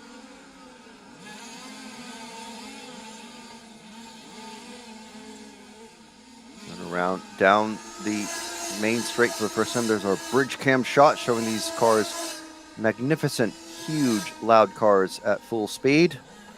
And we've got a freight train running at the front there. 5, 6 cars, all in order. 1, 2, 3, 4, 5, 7, 8, 9, 10, and 6 of Milky. So it's Tyson, Simon, Finardi, Oppenhorst, Rowley, Vesseray, Roskam, Schroeder, and Lebescond. All separated by, well, covered by 4.2 seconds last time around. 26 flat for our 2 leaders, already stretching ahead. You can see both of them setting fastest lap times and pulling away from the maddening crowd. So we're going to stick with the lead pairing because basically these 2 guys almost in a league of their own. Oh, and we have it coming together, coming into the infield.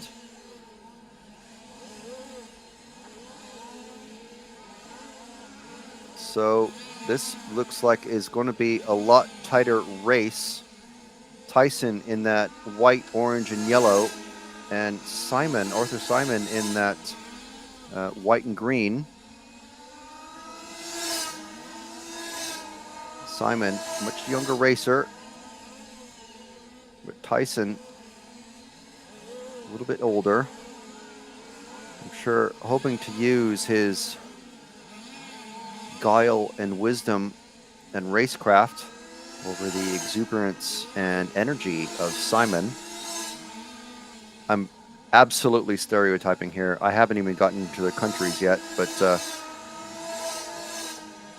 I don't know too much about these racers.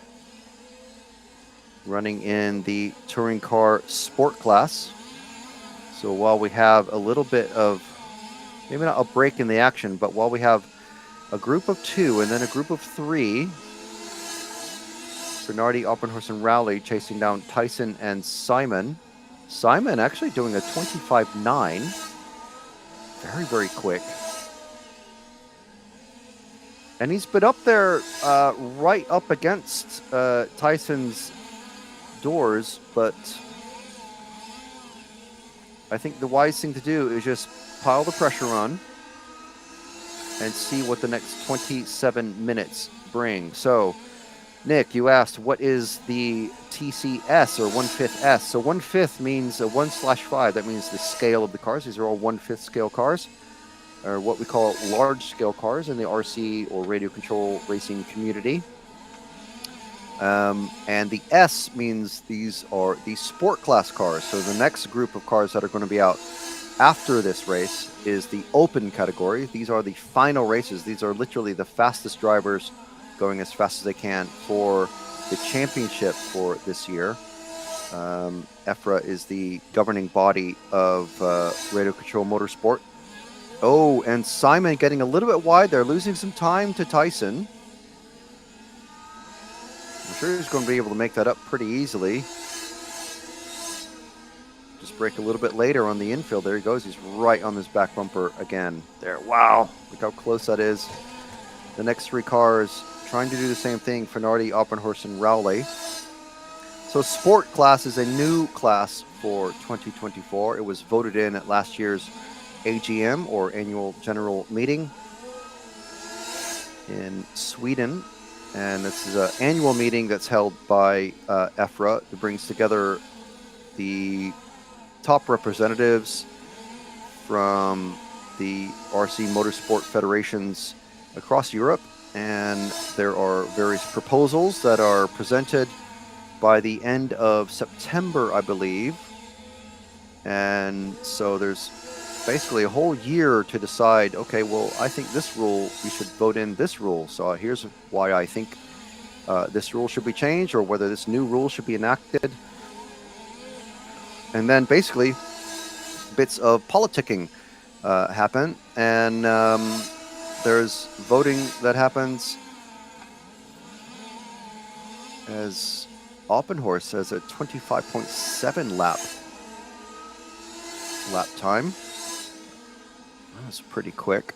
Much faster than the 25.8s that Tyson and Simon both put in. So in years past, it's always been what's called just the touring car class, and now it's called the touring car open class. So basically the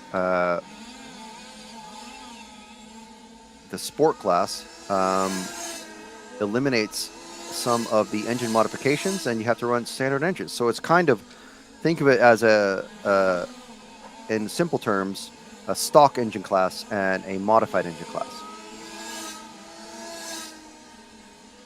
And yes, so as you put in the sportsman class, they have to use certain limited motors. Well, they can use any motor. It just has to be a standard Zenoa style engine. Oh, and so close for Simon, going for the pass on the inside, coming onto the straight. That is brave. Simon really wants to get past. Maybe he is seeing his mechanic is spotting something that we haven't noticed just yet with the, let's see what the gap is between these. So it's 1.3 seconds back to Finardi. So we'll keep an eye on that and see if Finardi is actually catching. I don't think so. Arthur Simon is just really eager to get past Tyson.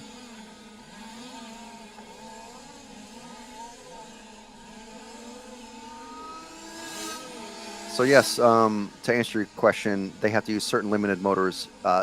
Essentially, yes, but there's a slightly more complicated answer. But yes, you can read those rules on EFRA.ws. As all the rules are there available for free to download and check out.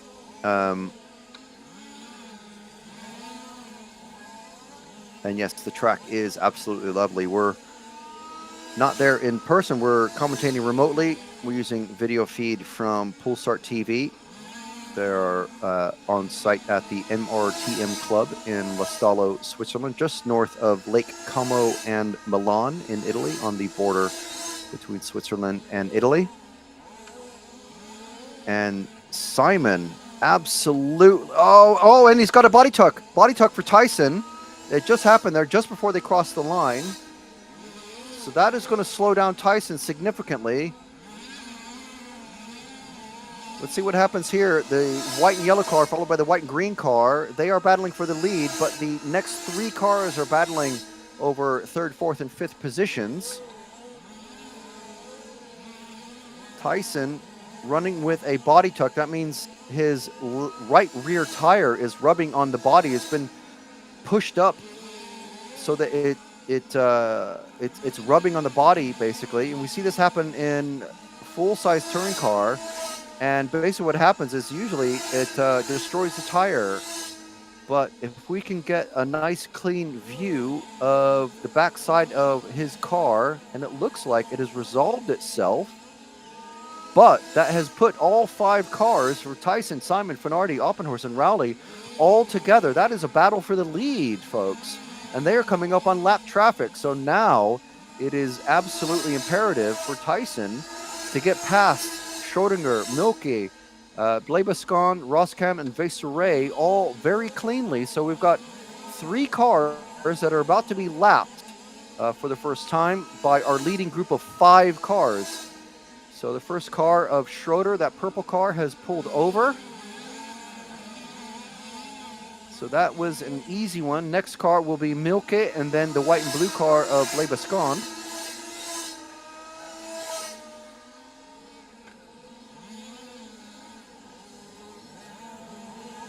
So another car has pulled over to let these leading 5 cars go past, and there is the 3rd to pull over. One more to do there for that car. I think that is Lebescond who's letting him by. So that was relatively easy. 20 minutes left. This is a 30-minute race. One thing I haven't done is check the current weather conditions for Lostallo. But I'll do that when we have a little bit less action. There's the slightest amount of action, less action happening on the track. These top 5 cars all running nose to tail. Absolute freight train running down the street, down the main straight, under the bridge cam. And it looks like Tyson and Simon are again pulling away from the next 3 cars in line. No change in position from any of those drivers. That's how close it is. Finardi, Oppenhorst, and Rowley fighting over 3rd place. It's a final podium position. No more bump ups here. This is the main final. This is a 30-minute main final for the European Championship for 2024. The very first championship for large-scale touring car sport class. And it looks like Finardi has been able to break away from Oppenhorst and Rowley.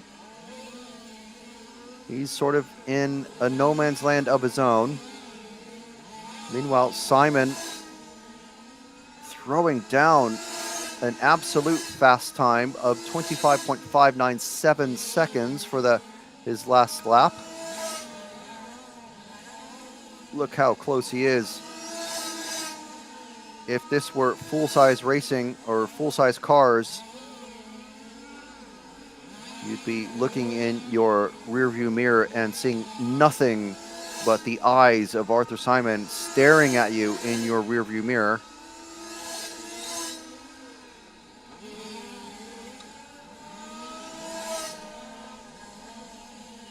Tyson, Simon, Finardi.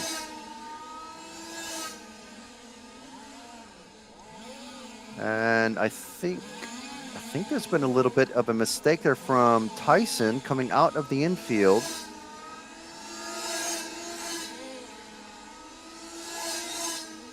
Either that or it's Oppenhorst and Rowley.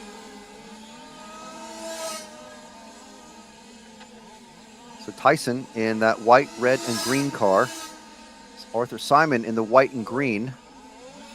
All over the backside of Dennis Tyson. Paolo Finardi running in the yellow and white, driving a Genesis. Several different makes of cars in this one. Mecatech, MCD, and Genesis, also the S88R car out of France. And we have a dead car who's just on the inside apex of that. We'll see who that is. I can't tell which mechanic. Mechanics having to act as turn marshals for their drivers because turn marshals is just too dangerous to have turn marshals permanently out there. Tyson he's got Simon crawling all over his back bumper. It's still 1, 2, 3, 4, 5 in order. Baisere has moved up at the expense of Milky.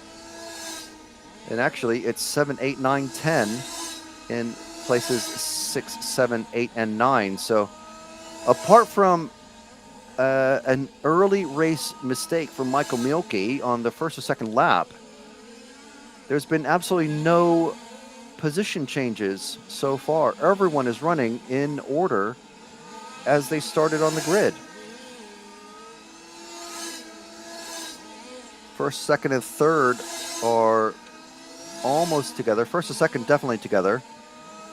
Third a little bit further back, and then much further back are fourth and fifth of Oppenhorst and Rowley. 16 minutes remaining in this one, so we're already nearly halfway through this race. There's no refueling. You can do tire changes. I believe that's written into the rules, but there's no point. Just run hard tires.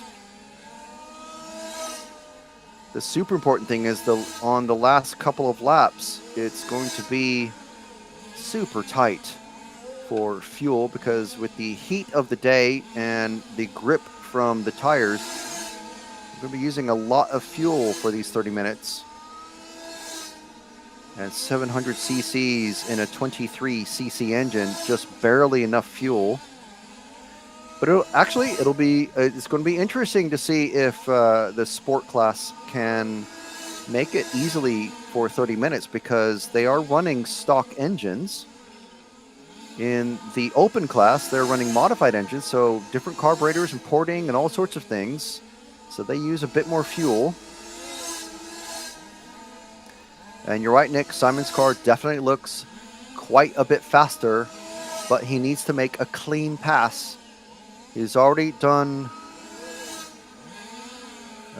one big attempt, which resulted in that body tuck, which luckily for Dennis Tyson resolved itself after a lap or two. But it did mean that Fernardi, Rowley, and Oppenhorst were all roughly in there to try and take the position away, not just from Tyson, but from Simon as well. So I want to make sure that he's got a gap between the leading pair that he's in and the chasing pack. Meanwhile, off camera, Rowley has gotten past Oppenhorst.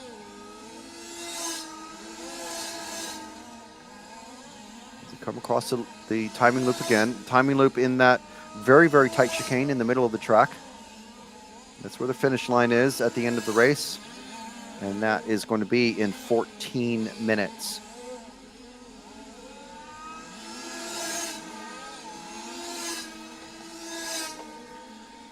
Going into the infield once again.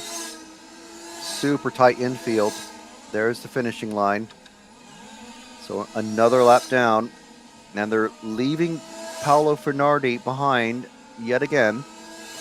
It's about a second and a half behind. Simon running not even a half a second behind Dennis Tyson.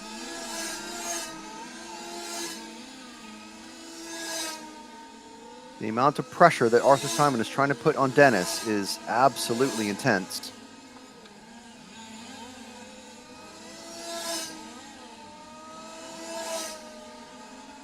Tyson last time around doing a 25.77. Simon doing a 26.144.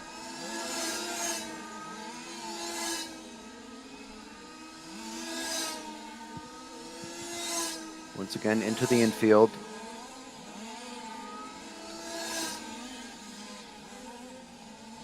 Of course, I can play around with the gearing and decide to go for big motor down the straight, or smaller clutch bell and pinion to try and have a more maneuverable, nimble car on the infield. This guy's absolutely going at it, hammer and tongs. 0.2 seconds back. That is the gap between Tyson and Simon, and that's what it looks like out on track. Barely two cars 2 car lengths between them. And you're right, Tom, this is absolutely clean, close racing. I'm not sure how lucky Arthur Simon is going to consider himself for not getting called for a penalty on that body tuck, but down to the referees who are watching these like a hawk, I am sure.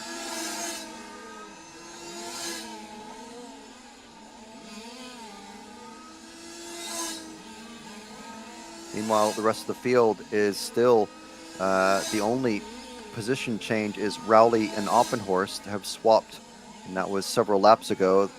They're now 4th and 5th, respectively, with Vesseray, Tim Roskam, Schroeder, and Lebescond, with Michael Milke bringing up the back. We're approaching the last 10 minutes, the last third of the race, as these guys are absolutely motoring away from Paolo Finardi, now almost 3.5 seconds behind Dennis Tyson.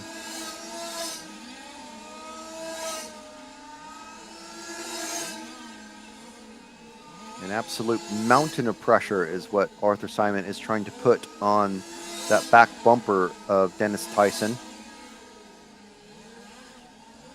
Oh, and going for it, but Arthur Simon not getting a clean pass and waiting for Tyson, and Tyson waiting. So I'm not sure what happened there, but so now it's a big gap. It's a big gap now. It was 0.17 seconds as they crossed the line last time, and immediately after they crossed the line, Simon went for another pass. So now he's almost a full second behind.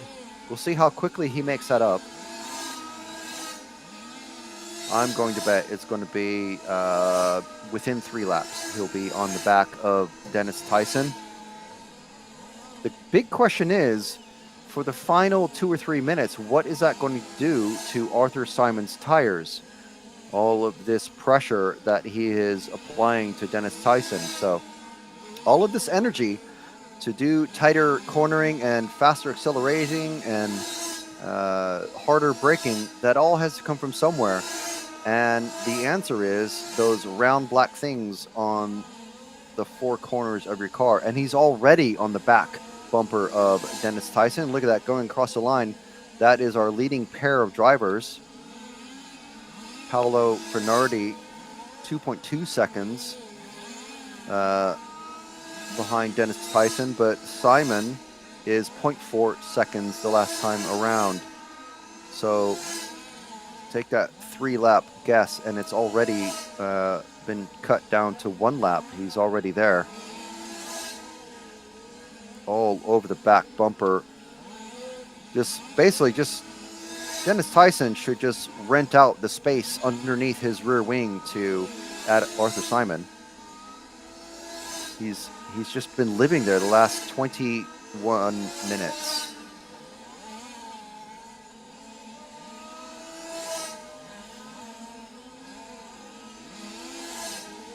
Coming across the line again, a little bit more of a gap that time, but it's 0.2 of a second as they close up, and coming out of the infield now, once again down the main straight. Arthur Simon able to close the gap so easily on that infield. He just needs to make a clean and solid pass that the referees aren't going to call a penalty for. If he goes for a big dive pass and unfortunately knocks Dennis out of the way, who will almost certainly be called for a penalty, whether that's going to be a drive-through or a stop and go or even a 10-second penalty at the end of the race. And absolutely, I agree, Tom. Simon would for sure pull away if he can get past. He definitely has the speed over Tyson, but it's making that clean pass. And like I said, are his tires going to last if he does make that pass?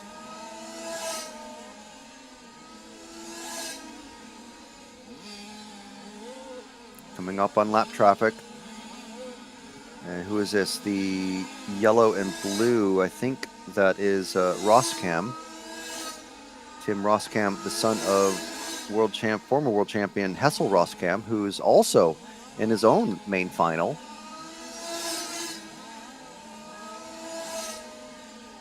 Main final for Touring Car Open is coming up at in about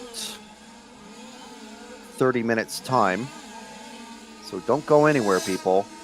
There's plenty more super tight action to come.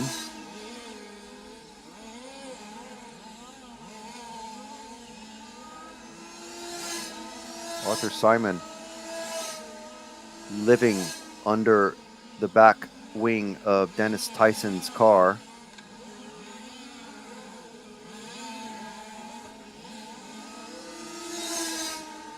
He's pitched the tent, rolled out his sleeping bag. May as well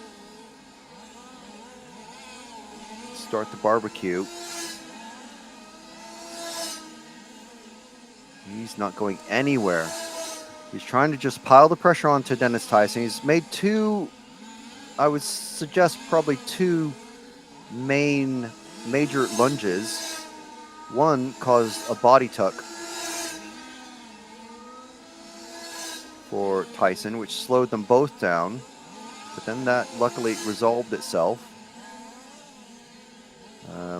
with that back bumper getting stuck on the top of the right rear tire of Dennis.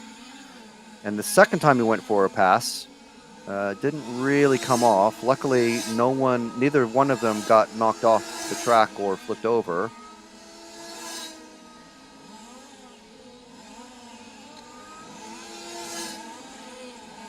Absolutely intense, this action here, though. And Tom, yes, exactly. To be able to race this close for 30 minutes shows how good these guys are. And this is the sport class. This isn't even the fastest guys that are here. These are the sport class racers. Not to take anything away from them, but there are even faster guys who are going to be on the track in about half an hour. Nick saying very patient driving. In 1/10, they crash after 3 minutes with racing this close. Yes, I would say and that is the orange and white car, white and orange car of, I think that was Vesseray, who went off the grass, went off the track into the grass and needs to be rescued. Yes, unless you're looking at literally the world-class drivers of such as Reinhard, Coelho, and some of the other racers that we see in the ETS, like Hagberg and others. Yeah, after even just a couple of laps, they're not able to do this. And especially, this is, for 30 minutes. This is much longer. This isn't for 5 minutes. This is for 30 minutes.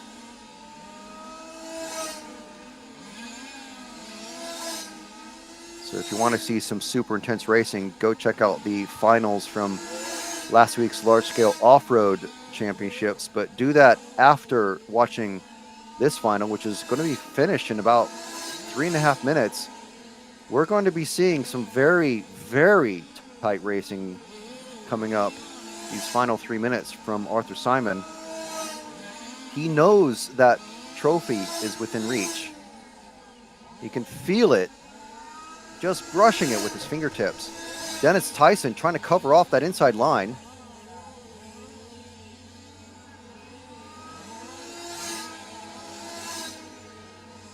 And absolutely holding Arthur Simon at bay.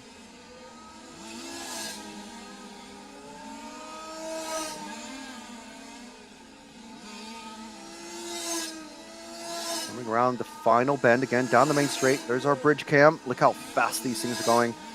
10 kilos of metal and screaming engine going 40, 45 miles an hour. And Simon trying for the pass there, and that's Vesseray being pulled off. I saw the number 7 on the side of the car. So unfortunate for him, he's going to be dropping down the order, finishing his race. But meanwhile, we're watching the battle for the lead between Dennis Tyson from Germany and Arthur Simon from France. Going down the main straight into the infield once again. Simon, 2 minutes remaining in this one now.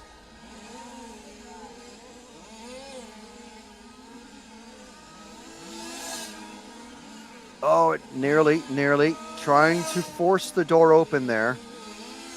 But then running wide and running very wide on that one. So now it's 1 minute and 40 seconds left.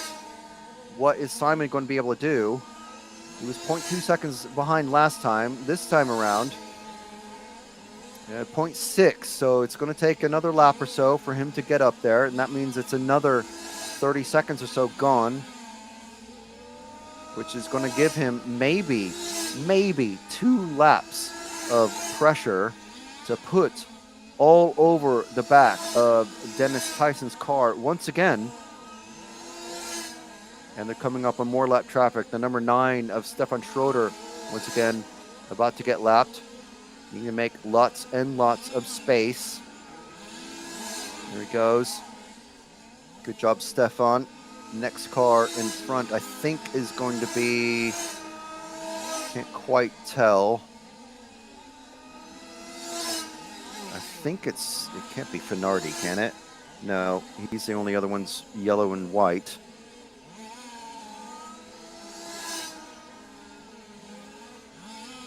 And we've got a big gap now, a really big gap. Are Simon's tires going off? He's got a 1.9 second deficit to Tyson. This is what I was slightly worried about for Simon. He's had so much pressure trying to put it on the back of Dennis Tyson, who's coming across to start his last lap.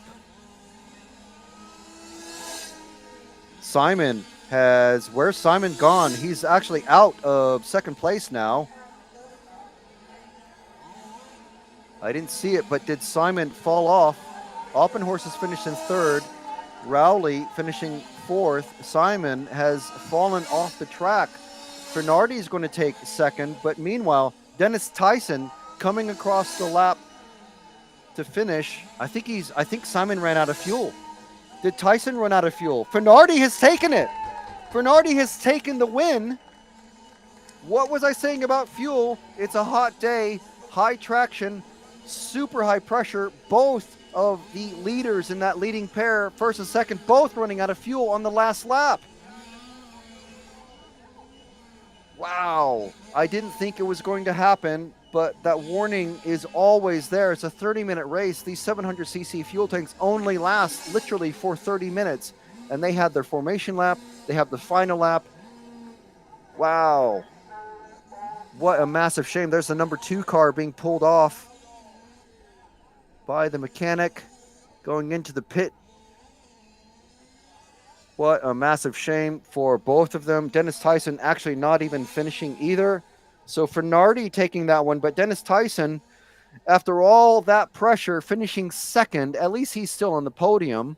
Marcus Oppenhorst, he's going to take third place, and he's going to love it. Luca Rowley finishing fourth. Arthur Simon, the young Frenchman, finishing fifth after that massive, massive drama. I was hoping that we wouldn't have a fuel issue, but this is exactly what can happen in large-scale touring car racing. No refueling allowed for these touring cars, so they last exactly 30 minutes, just under normal driving conditions, and these guys are running absolutely to the red line for the entire race.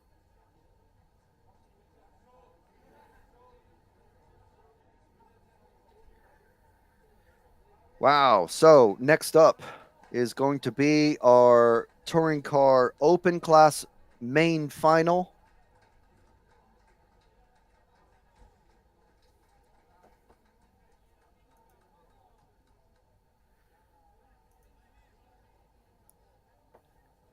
And we will have a driver presentation.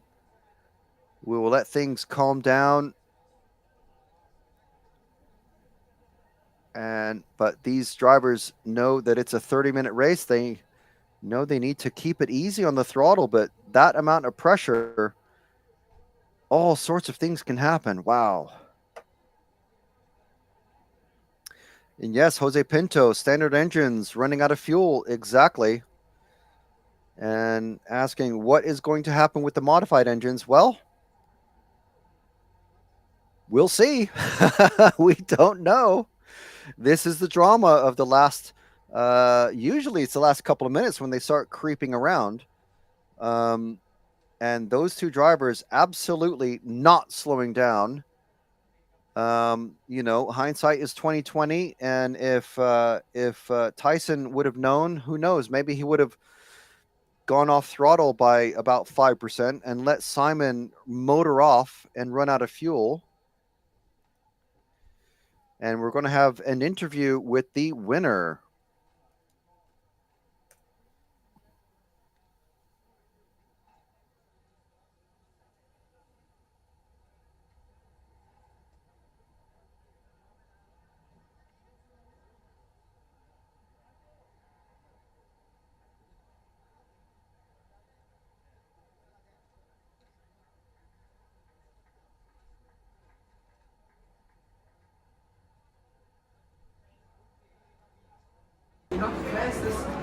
So you have the winner. Grazie, thank you, thank you. Congratulations. Grazie, thanks. You inherited this win, but congratulations and enjoy. Push, push, push. Be there. Grazie.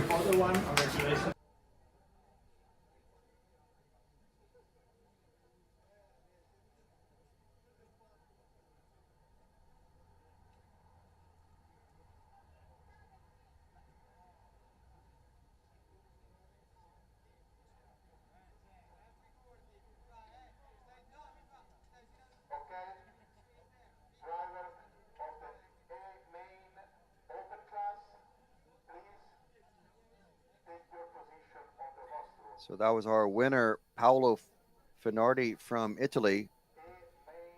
Wow. Drama, drama, drama. And questions in the chat. Yes, they do run the exact same amount of fuel. Between the open and the sport cars, the cars are exactly the same except for the engines. The engines just run basically almost completely standard Zenoa style engines. 23cc, I believe, is the engine size, and 26cc for the F1 cars. And they have already finished with Savastino Rossignoli taking the European title this year after 2 years of domination by Sebastian Marino from France. So next up is the open class. And that race is scheduled to kick off at 4:50 local time. That's Central European time. So that's in 27 minutes. And we'll be back with commentary after the driver presentation, which will happen just before they go out on the track for their warm-up. So we'll be back in about 22 to 24 and a half minutes, roughly. Meanwhile, thank you very much for joining us here on RC Racing TV, EFRA, and Pullstart TV. This is the EFRA European Championships for large-scale touring car and Formula One. We've got the final race of the weekend coming up very soon. Be sure and stay tuned. You're watching video from Pullstart TV and commentary from RC Racing TV. That's me, Frank McKinney from RC TV.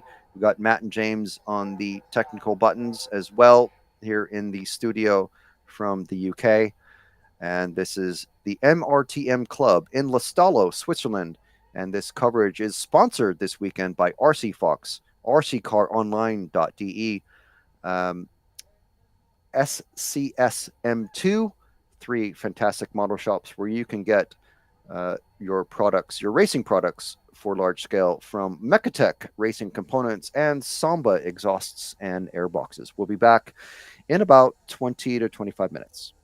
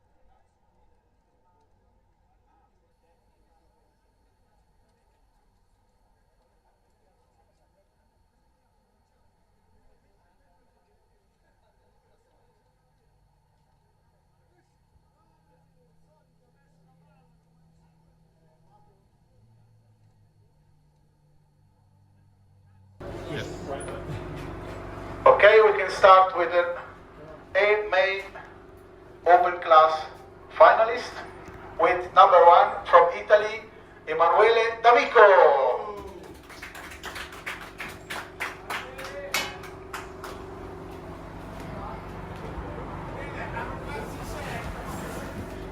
Second place from Belgium, Verbrucke Giovanni.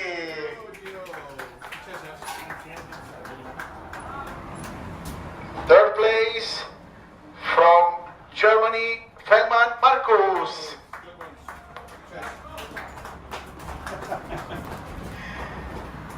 Quatrième position, depuis la France, Arnaldi Bernard Alain. Oh, non gridare! From Croatia, Veseli Dario.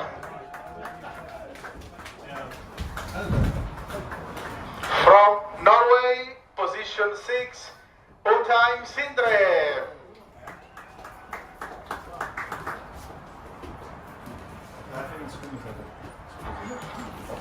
From Netherlands, position 7, Roskam Hessel.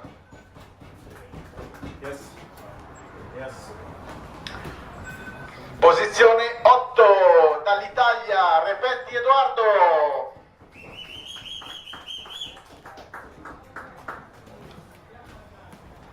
Position 9 from Netherlands, Van der Bol Rick. Take your number. Thank you.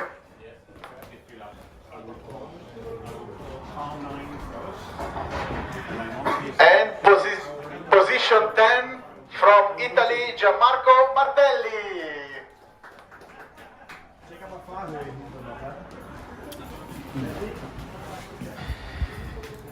Thank you.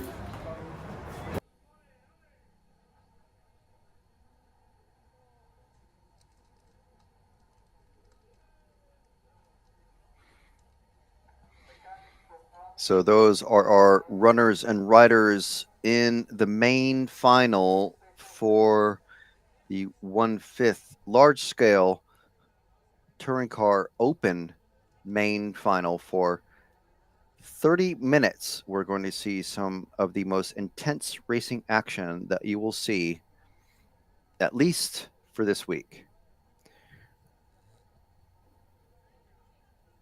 Now, last week we were in Hanbeck, Brest in France for the large-scale off-road European Championships, and we saw some super intense racing action.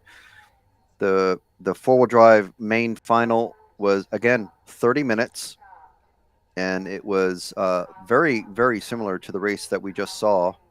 It came down to a single mistake, and I won't give away the ending, but it came down to a single mistake by one of the drivers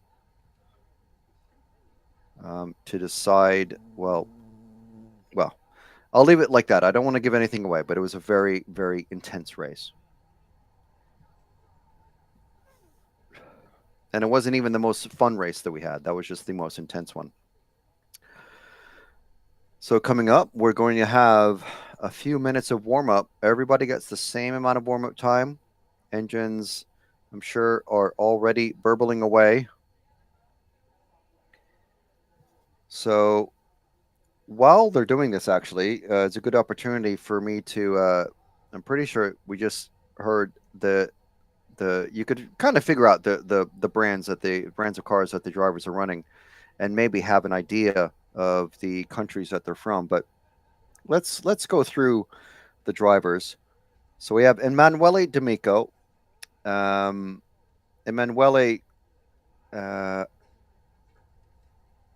he's from Italy. He was running a Mecatech FW01, running a Mecatech Top Gun engine, using PMT tires under his Alpha Model Car Studio body shell. So it looks, I mean, that's the great thing about these cars. They actually look like an Alpha. It might not be licensed by Alpha, but it looks like a real car. Giovanni Verbrugge, he's not Italian. He's Belgian. So he's running under the FBA license from the Belgium. Also running a Mechatech and a Mechatech Top Gun engine and the same body as Emanuele, but running GRP tires. Marcus Feldman um, running, driving for Germany, running all the same things as Verbrugge. So Mechatech FW01, Mechatech Top Gun engine, Alpha body, and GRP tires. Bernard Alain Arnaldi, or BA Arnaldi, he's from France. So we have four different cars, four different drivers. Four different drivers from four different countries so far. He's running a BA is running a Genius XR4 powered by an Abate engine. So it's an Abate tuned engine. Dario Vaselli, he's from Croatia. So it's five drivers, five different countries. He's running an MCD Duox, and he is the defending touring car champion from last year. I don't think anyone's out on track. So this time here is usually the very last race of the weekend, which is what this is. The start time just goes completely out the window. So I'm filling here. So, but I'm providing hopefully very useful information for you guys. Dario's MCD Duox car is powered by a JPF engine. The body is by MCD. It's basically an Alpha styled body. Sorry, not an Alpha, an Audi styled body. He's running PMT tires. Sindre Unheim, he's from Norway. So 6 different drivers, 6 different countries. Sindre is running a Mechatech FW01 powered by Mechatech Top Gun engine and an Alpha body and GRP tires. So the exact same setup as Verbrugge and Feldman so far. Hessel Roskam, he's driving for the Netherlands. So that's 7 different drivers from 7 different countries. Hessel is driving a Genius car. Don't know what engine he's running, but if you see pictures of his car in the pits, then you'll see. Eduardo Rapetti, he's the European champion from 2 years ago in Fiorano. He's running a Mechatech FW01, a Mechatech Top Gun engine, an Alpha body, and PMT tires. So the exact same setup as D'Amico, but might be running different servos, might be running different radio, etc. Eduardo did tell me that he did try D'Amico's because they are teammates and they are Italian. The teammates generally always share the setups with each other. Say, oh yeah, on this corner or that area of track, my car's doing this, so here's what I'm doing, blah blah blah. So he did try the exact same setup that D'Amico is running, but just found that it didn't work for him. Rapetti likes a more planted rear end, where D'Amico likes a more swingy rear end, or leaving it a bit loose. So that is, they have tried D'Amico's setups. Rick Vanderpool driving from out of the Netherlands, and he is running a Genius. And Martelli Gianmarco, I'm pretty sure he is running an MCD. And I'm pretty sure his name is swapped around. It's actually Gianmarco Martelli. I'm like 99% sure. So as far as another interesting thing to talk about are the number of European championships and world championships that are on the grid. We've got 7 European championships across 10 different drivers. Some of them have more than one. Some of them have more than 2 European championships. Arnaldi has 3 European championships under his belt in this category. But for anyone who doesn't have a world championship, that's okay, because we've got 3 world championships on the grid as well. So if you don't have a European championship, have a world championship. So we've got 7 European championships and 3 world championships on the grid, which is absolutely amazing. So story of the week has basically been Emanuele D'Amico. After some technical issues last year, coming back for the 24 European Championships and completely dominating. Now, it might be that he lives in, near Milan or Bologna or something like that, and he's been practicing for weeks at a time.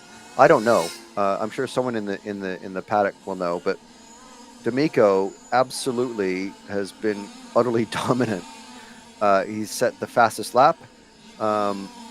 Every round of qualifying, he TQ'd every round of qualifying. In practice, he went even faster than his qualifying fastest lap pace. So absolutely dominant. Somewhat hot on his heels is former European champion Giovanni Verbrugge. Certainly second fastest without any doubt, but Feldman is very, very close to him. Feldman, a two-time world champion and previous European champion.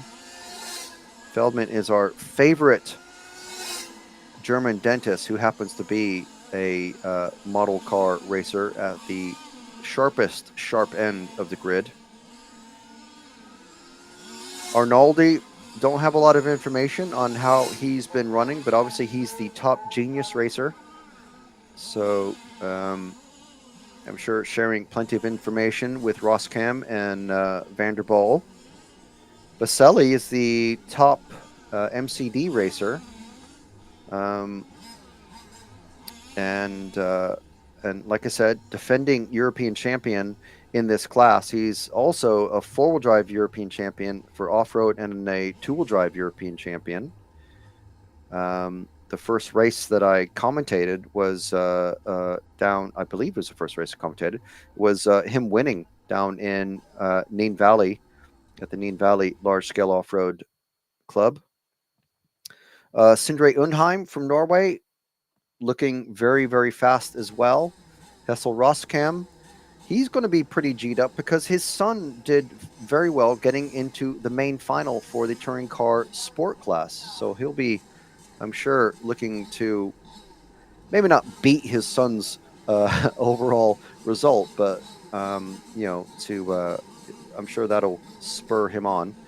Rapetti told me that earlier that he's actually literally just quite sad about how his car has felt all week. Last year and the year before, he was right up there. He actually qualified. He was one of the two qualifiers that went directly into the main final last year. So he's fairly upset about how his week has gone. Rick Vanderbilt, he's feeling quite annoyed. After his qualifying, he even had a 10-second penalty in his semifinal. It didn't really mean anything because, I mean, yes, it's a penalty, but even with 10 seconds, he was able to get into the main final. The same thing happened to Martelli as well, who's starting 10th. Both of those drivers having a 10-second penalty. So here we go. This is D'Amico's car, the white, blue, and green. And there is Verbrugge's car, the white and green. There's Feldman. And that's our top three drivers. Arnaldi with the white, yellow, and pink. And Baselli, very, very similar paint scheme to Feldman, but just with checkers. And they are off and running. The horn is sounded. 30 minutes of super intense racing. And look at the lead that D'Amico already has. He's already a second ahead of everybody out there.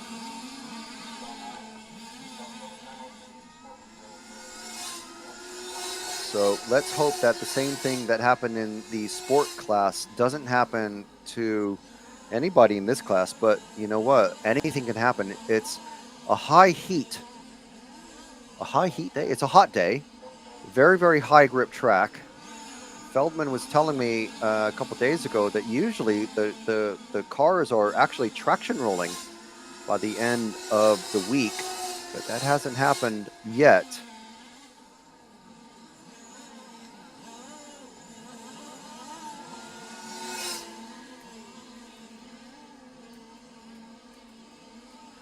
So D'Amico, a big leap out already. Feldman taking advantage of Verbrugge's mistake to get ahead, and Arnoldi also in the top 3 there now.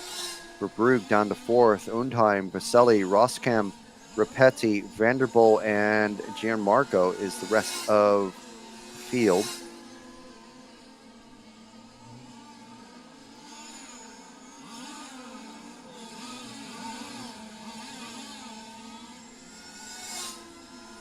D'Amico with a 24.2. That is not his fastest time.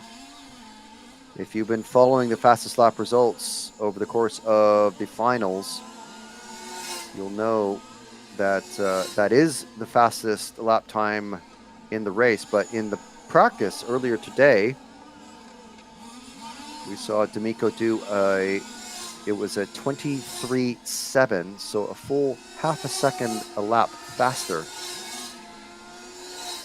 But that was for a 10-minute run. This is a 30-minute race now. Feldman, 1.4 seconds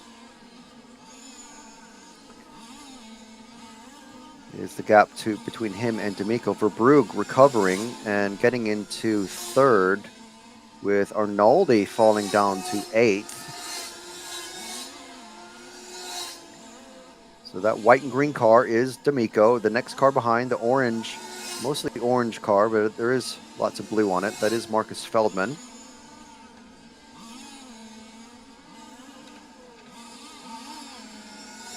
Verbrugge in a battle with Dario Vaselli.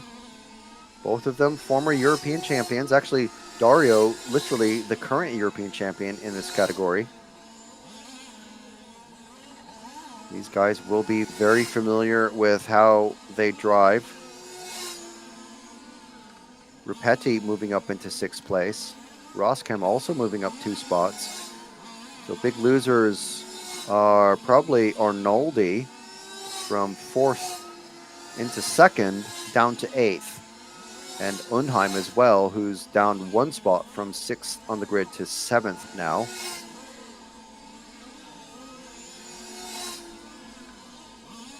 D'Amico now 2.4 seconds ahead of Feldman.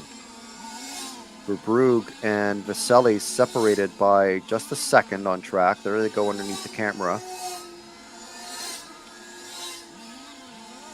So the ideal thing here in a fuel or tire management situation is to throw down some lap times as quick as you can, some qualifying pace lap times, and then back off the pace and maintain the gap. That's the racer sort of attitude. We didn't see that happen in the open class. If you haven't watched that yet, make sure and watch that after this race.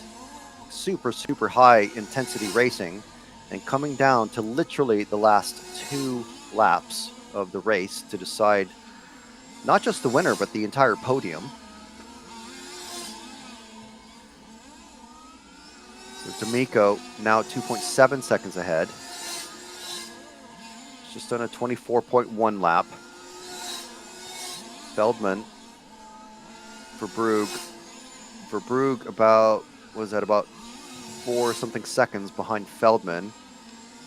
Vaselli about a second and a half behind Verbrugge now. So those of you wondering how many Genius cars are in the main final, there's 3. Roskam, Vanderbilt, and Arnoldi, who is recovering from running 9th. He's up to 7th now. 4 seconds behind Eduardo Rapetti.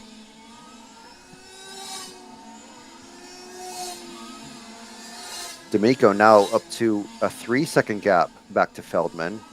Vaselli trying to chase down Verbrugge. 2 seconds behind now, though.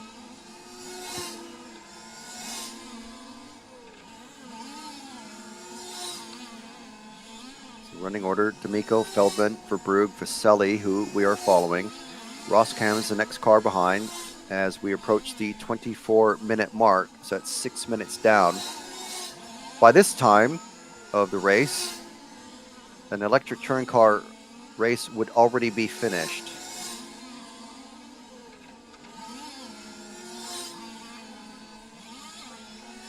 Martelli is running an MCD, so he's a teammate to Vaselli. Everyone else is running a Mechatech.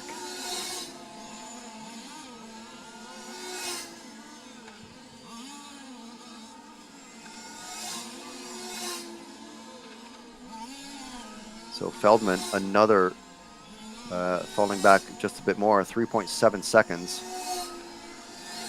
D'Amico, after some harsh luck, or whatever you want to call it, last year, absolutely coming through. Another 1.2 seconds.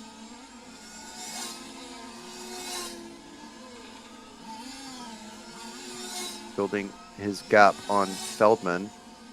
And we have seen in the F1 final, we saw the leader just absolutely take off. It was a very, very similar story in the F1 final. I won't give it away too much, but it was kind of a one-man story as far as the winner. Second and third places very much up for grabs in that one. And it looks like it's going to be the same story here as well. D'Amico, Feldman for Brugge.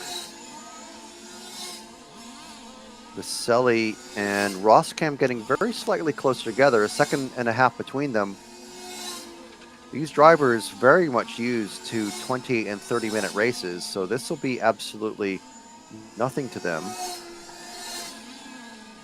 It's having that mental capacity to hold off, going for the big win early on, and just driving steady, driving to your pace, and not over driving yourself or the car for half an hour.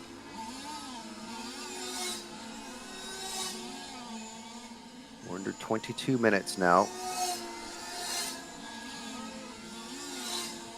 By this time of a race in 1/8 nitro buggy, drivers will have pitted already 2, maybe 3 times. No pit stops in large-scale touring car.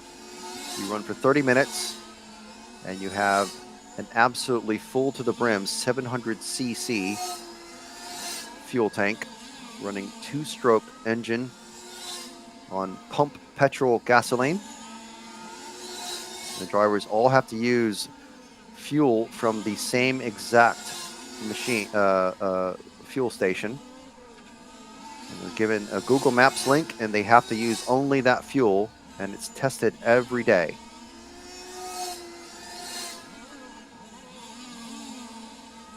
So Emanuele D'Amico, wow, over a 5-second gap now to that to Marcus Feldman. If you're running for Brugge, another second and a half back to him, and then it looks like about 4 seconds back to Dario Vaselli, and then a further at least a second and a half back to Hessel Roskam. Arnaldi and Ripetti may be getting a little bit closer. They're not too close on track, but Undheim and Arnaldi, our closest battle on track, they are very, very close together.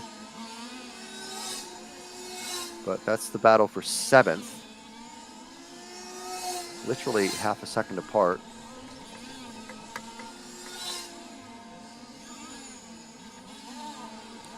Less than 20 minutes to go now. 10 minutes down. 20 minutes remaining. It's a beautiful setting for a European Championships. Just a month ago, much of this area was devastated by flood and rockfall. With the blessing of the town's mayor and the town people, the club was encouraged to continue on because this event was actually 50-50 whether it would go ahead or not. But see lap traffic getting making way for our leaders. It was Feldman. I think he was getting past Ripetti there. I'm not sure. It may have been Vanderbilt.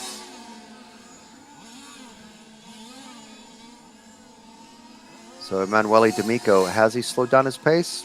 No, not at all. 24.1, which is pretty much his average lap speeds all through qualifying.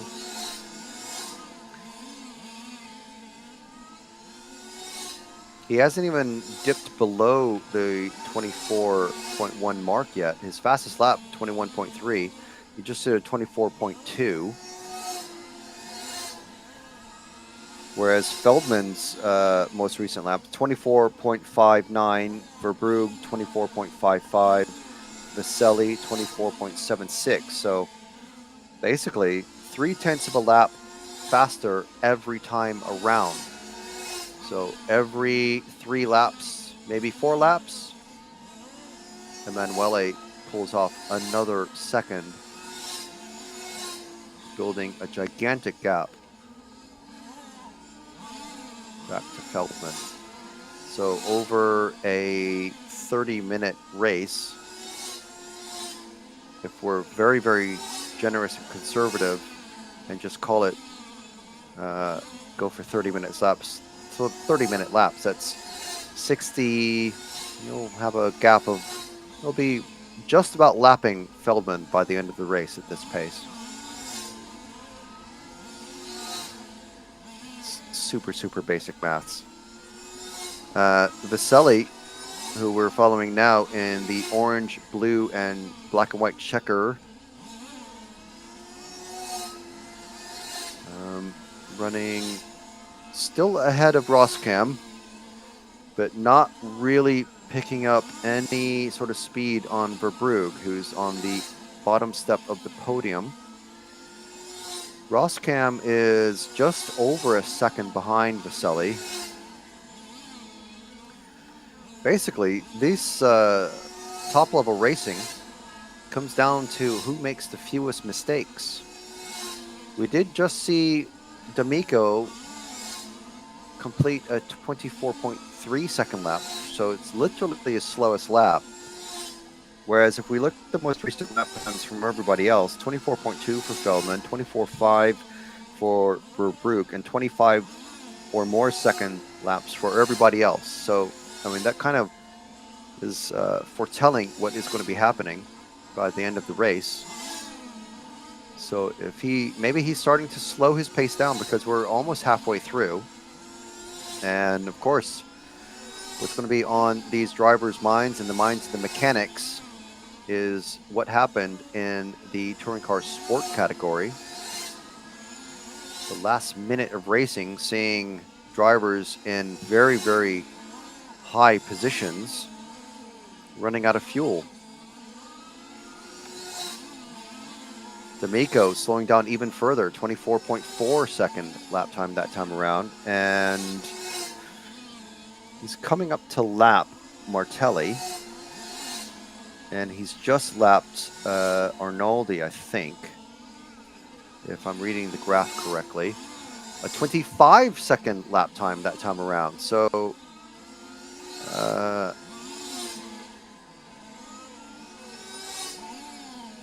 and this time a 24.7 compared to Feldman's 24.3. So I think he's just trying to match Feldman's lap times. Feldman's best lap is a 24.2. His most recent lap is a 24.3. The forecasted finishing time is, they're only 2 seconds apart on the forecasted time, 74 laps. And now actually, Feldman just very slightly faster. So has Feldman found something? I did wish him luck earlier today, first thing in the morning, and ask him how he's feeling. He said, I'm feeling good. I'm going to be doing a big push, quote unquote, is what he said. So the gap has certainly come down between Feldman and D'Amico. Gaps between everybody else basically staying the same. Vaselli and Roskam is the battle for fourth, so that's kind of the closest on track. But the gap between D'Amico and Feldman very slowly coming down. Although D'Amico just did a 24.2, so everyone has their own way of working with their mechanic who acts as their spotter. There is two-way communication allowed between the drivers, so that's why you'll see single-sided headsets with boom microphones on all of these drivers. They'll be talking to the mechanics, and the mechanics will be talking back. And of course, I've asked many of these racers before, but like how much talking do you do between yourself and your mechanic? And asking a lot of these top level drivers, and of course, you get a lot of that quote from Kimi. Leave me alone. I know what I'm doing.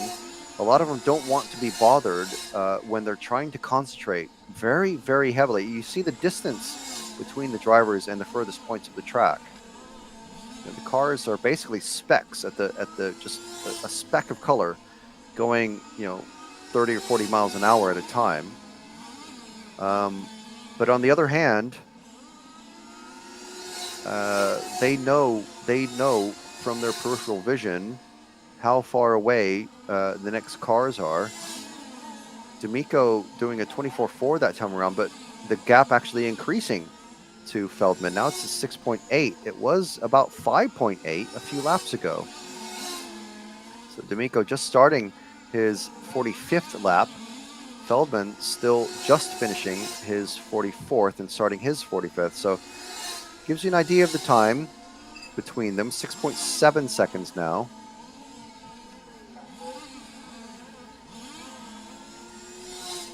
We're following Hessel Roskamp, who's now about 4.5 seconds behind Vaselli. But it might be, yes, that Roskamp has got Ripetti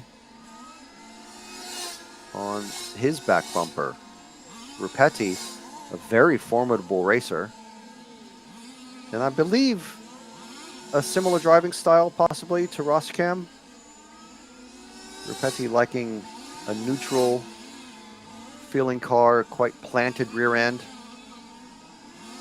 And from the little that I've been able to observe Roskamp's car, that's roughly what his cars seem to like.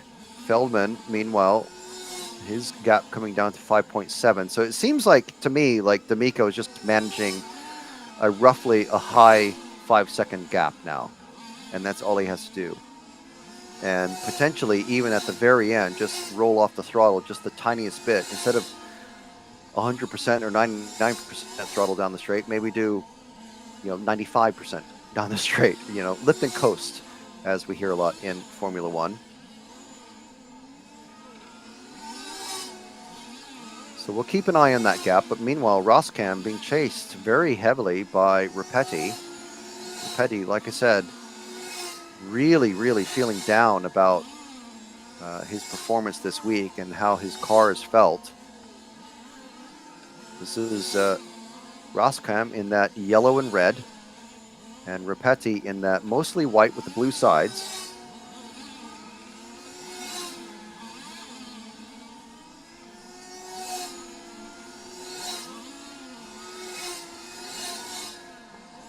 Going down the main straight. And these two almost nailed together now.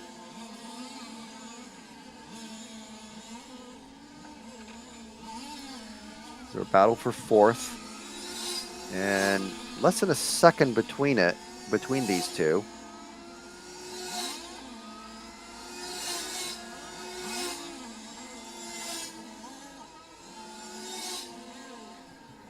So we're under 10 minutes now.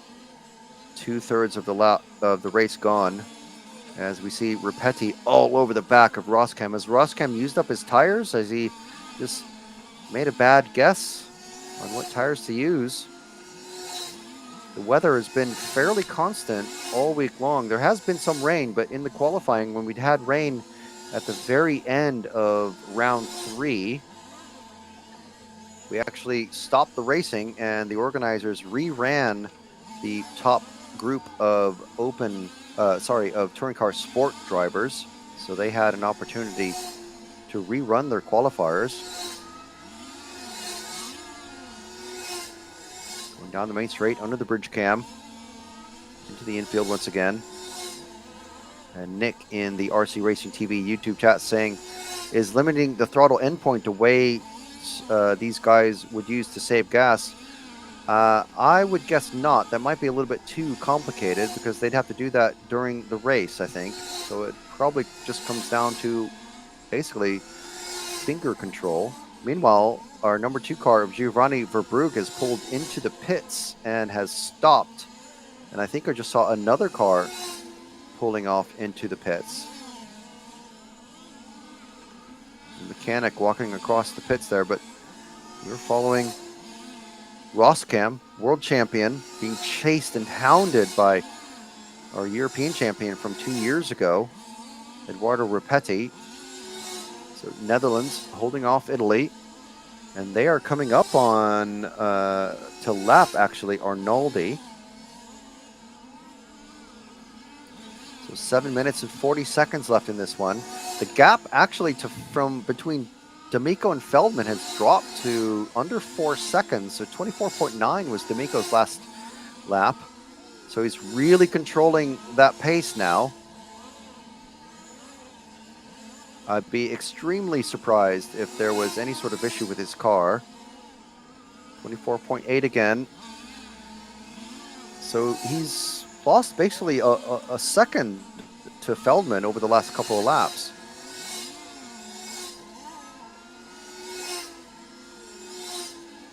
So we're on the car of Feldman.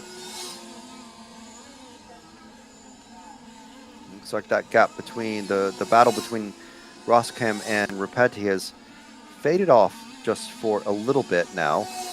So we're following Feldman. He is that orange and blue car.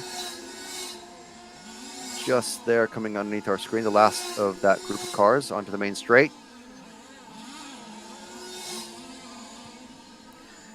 Gap now 3 seconds. 25-second lap for D'Amico. D'Amico, should I mention that D'Amico does not have a European or world title to his name.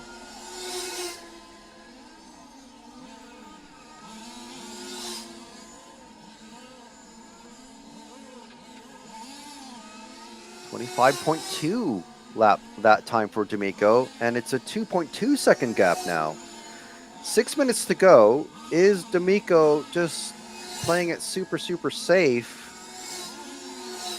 I'm sure Feldman, as with the experience that he's got under his belt and his mechanic, I'm sure telling him the gap is dropping.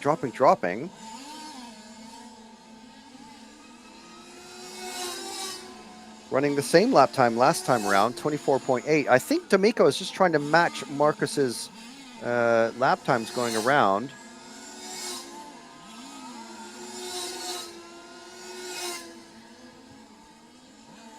Emanuele must realize he's just about 5 minutes away from having his first European title, but he is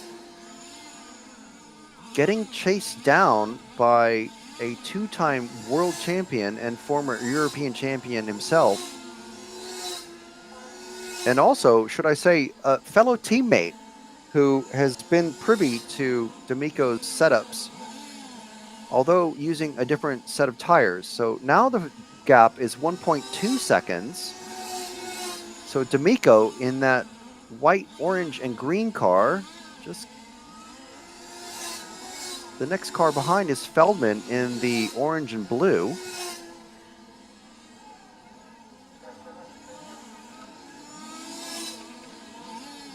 This is it's been a slow burn, but we were gearing up for possibly something very, very special. Arnoldi has moved up into 5th place. Vanderpoel moved up into 6th. Hessel Roskam has now moved ahead, and he's into 4th. Ripetti has pulled off. I missed that, so that's why Roskam has moved. Feldman's out. What's happened to Feldman? Feldman's just dropped down to 4th place. Vaselli and Roskam have moved up. They're now in the podium positions of second and third. What happened to Feldman? Surely it couldn't have been running out of fuel this early with 3.5 minutes remaining. And now the gap between D'Amico and Vaselli, who's our second place driver in the number 5 MCD, the gap is absolutely massive. It's a 15-second gap. Now D'Amico can slow down even further. He's just on a 25.8 second lap. We might see some actual crawling around the track with these drivers. Because of the heat and humidity at this time of day, they're running the very last race on track, so running at the hottest point of the day. And there is a sad sight of a mechanic crossing the bridge, going over the main straight, holding a car. Surely that must be Marcus Feldman's number 3 Mechatech. So in the top 3 positions, we've got Emanuele D'Amico from Italy driving a Mechatech, Dario Vaselli from Croatia running an MCD, and Hessel Roskam from the Netherlands running a Genius. So 3 different cars, 3 different countries, 3 different drivers.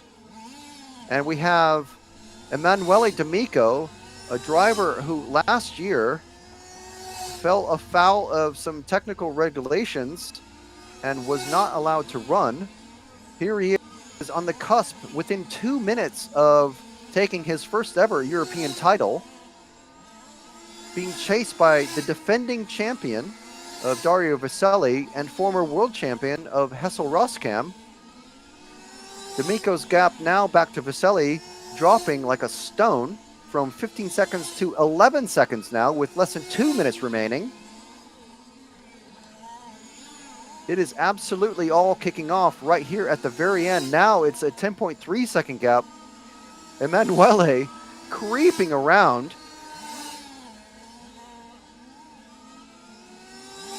A 25.7 second lap. Let's see where he is on track. There he is going underneath us just now, and Vaselli somewhere in the middle of the track. 9 seconds now, less than 9. So Emanuele trying to go as slow as he possibly can to win this race with 1 minute remaining. And there goes Vaselli underneath the bridge cam. Less than a minute now. A 25.9 second lap for D'Amico last time around. 24.6 for Dario. The gap still dropping. 40 seconds left.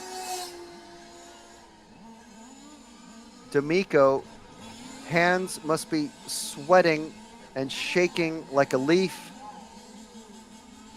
6.5 seconds now for D'Amico to Vaselli, as Emanuele is on his second to last lap. 18 seconds left. Sorry, 10 seconds left. This is the final lap for D'Amico, and Vaselli has 1 more lap. So if D'Amico, as long as he stays on the track and doesn't run out of fuel, 5.3 seconds, time is expired. Roskam crosses the line, taking third. All D'Amico has to do now is cross the line. And we see the checker flag waving, and that is Emanuele D'Amico from Italy taking his first European Championship win for large-scale touring car. Wow. Super tense. How tight was that? D'Amico controlling that gap at the end. Feldman falling down just 2 minutes, just a few minutes left to go, as D'Amico controlling the gap. We don't know what happened to Feldman. I will be asking him and Rapetti, but I don't expect an answer very rapidly. But there we go. D'Amico taking his first European Championship win, and I am sure we're going to have an interview with him. I don't know how good his English is, but Laszlo from Poolstart TV probably going to try to get a talk with him. And there's our finishing order. Provided all of the technical checks are correct and proper, the engines will be taken apart. Don't worry, there will be a full technical inspection by the EFRA and club representatives. So D'Amico, Vaselli, Roskam, that is our provisional finishing order. Arnaldi taking fourth, Undheim in fifth, Vanderpoel taking sixth, Gianmarco Martelli taking seventh from 10th position, Feldman, Rapetti, and Verbrugge not finishing this one. So our commiserations to them, but massive congratulations to Emanuele D'Amico coming back after last year's disappointments and taking the win. Wow, amazing. So we hope you enjoyed that race. Tom saying, just want to say thanks for coverage, great information and commentary. Been watching most of the coverage this week, so thank you very much for joining us. Remember, you can still get 10% off any order on rcracingtv.com with the code LSTC24. I think we'll leave it at that. We're probably going to have a chat with the winning driver, but I'll leave that to the Poolstart guys. Meanwhile, you've been watching the EFRA large-scale touring car and Formula One European Championships from 2024 from the MRTM Club in Lostallo, Switzerland, with video from Poolstart, commentary from RC Racing TV. My name is Frank McKinney. We've had David and Laszlo on site with us, providing the video coverage. Many, many thanks to our sponsors, RC Fox, RCCarOnline.de, SCS M2, Samba, and Mechatech Racing Components, who are our new European champions this year with Emanuele D'Amico at the wheel. So thank you very much for joining us. And that is my sign off. And we may or may not have an interview with the driver, or winning driver, Emanuele D'Amico. But that is it from me. And we'll see you in a few weeks' time live from Belgium for the electric touring car European Championships in just a few weeks. So make sure you like, subscribe, and follow the pages. And we'll see you next time. Thank you very much for watching.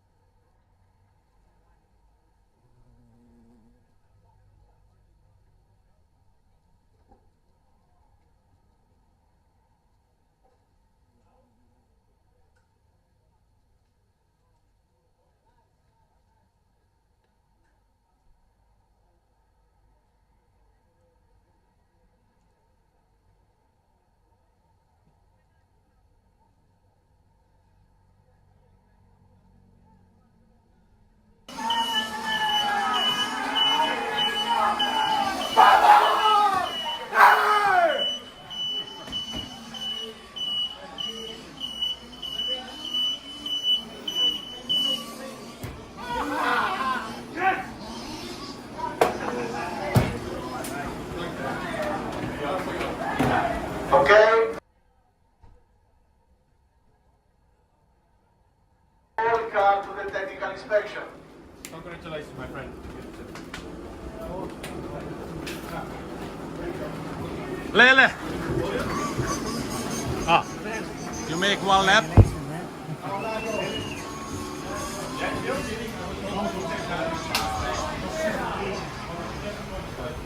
Minchia. That was it? Yeah.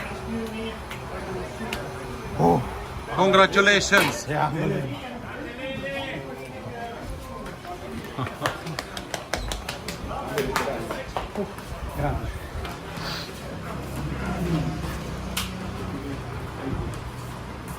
Grande.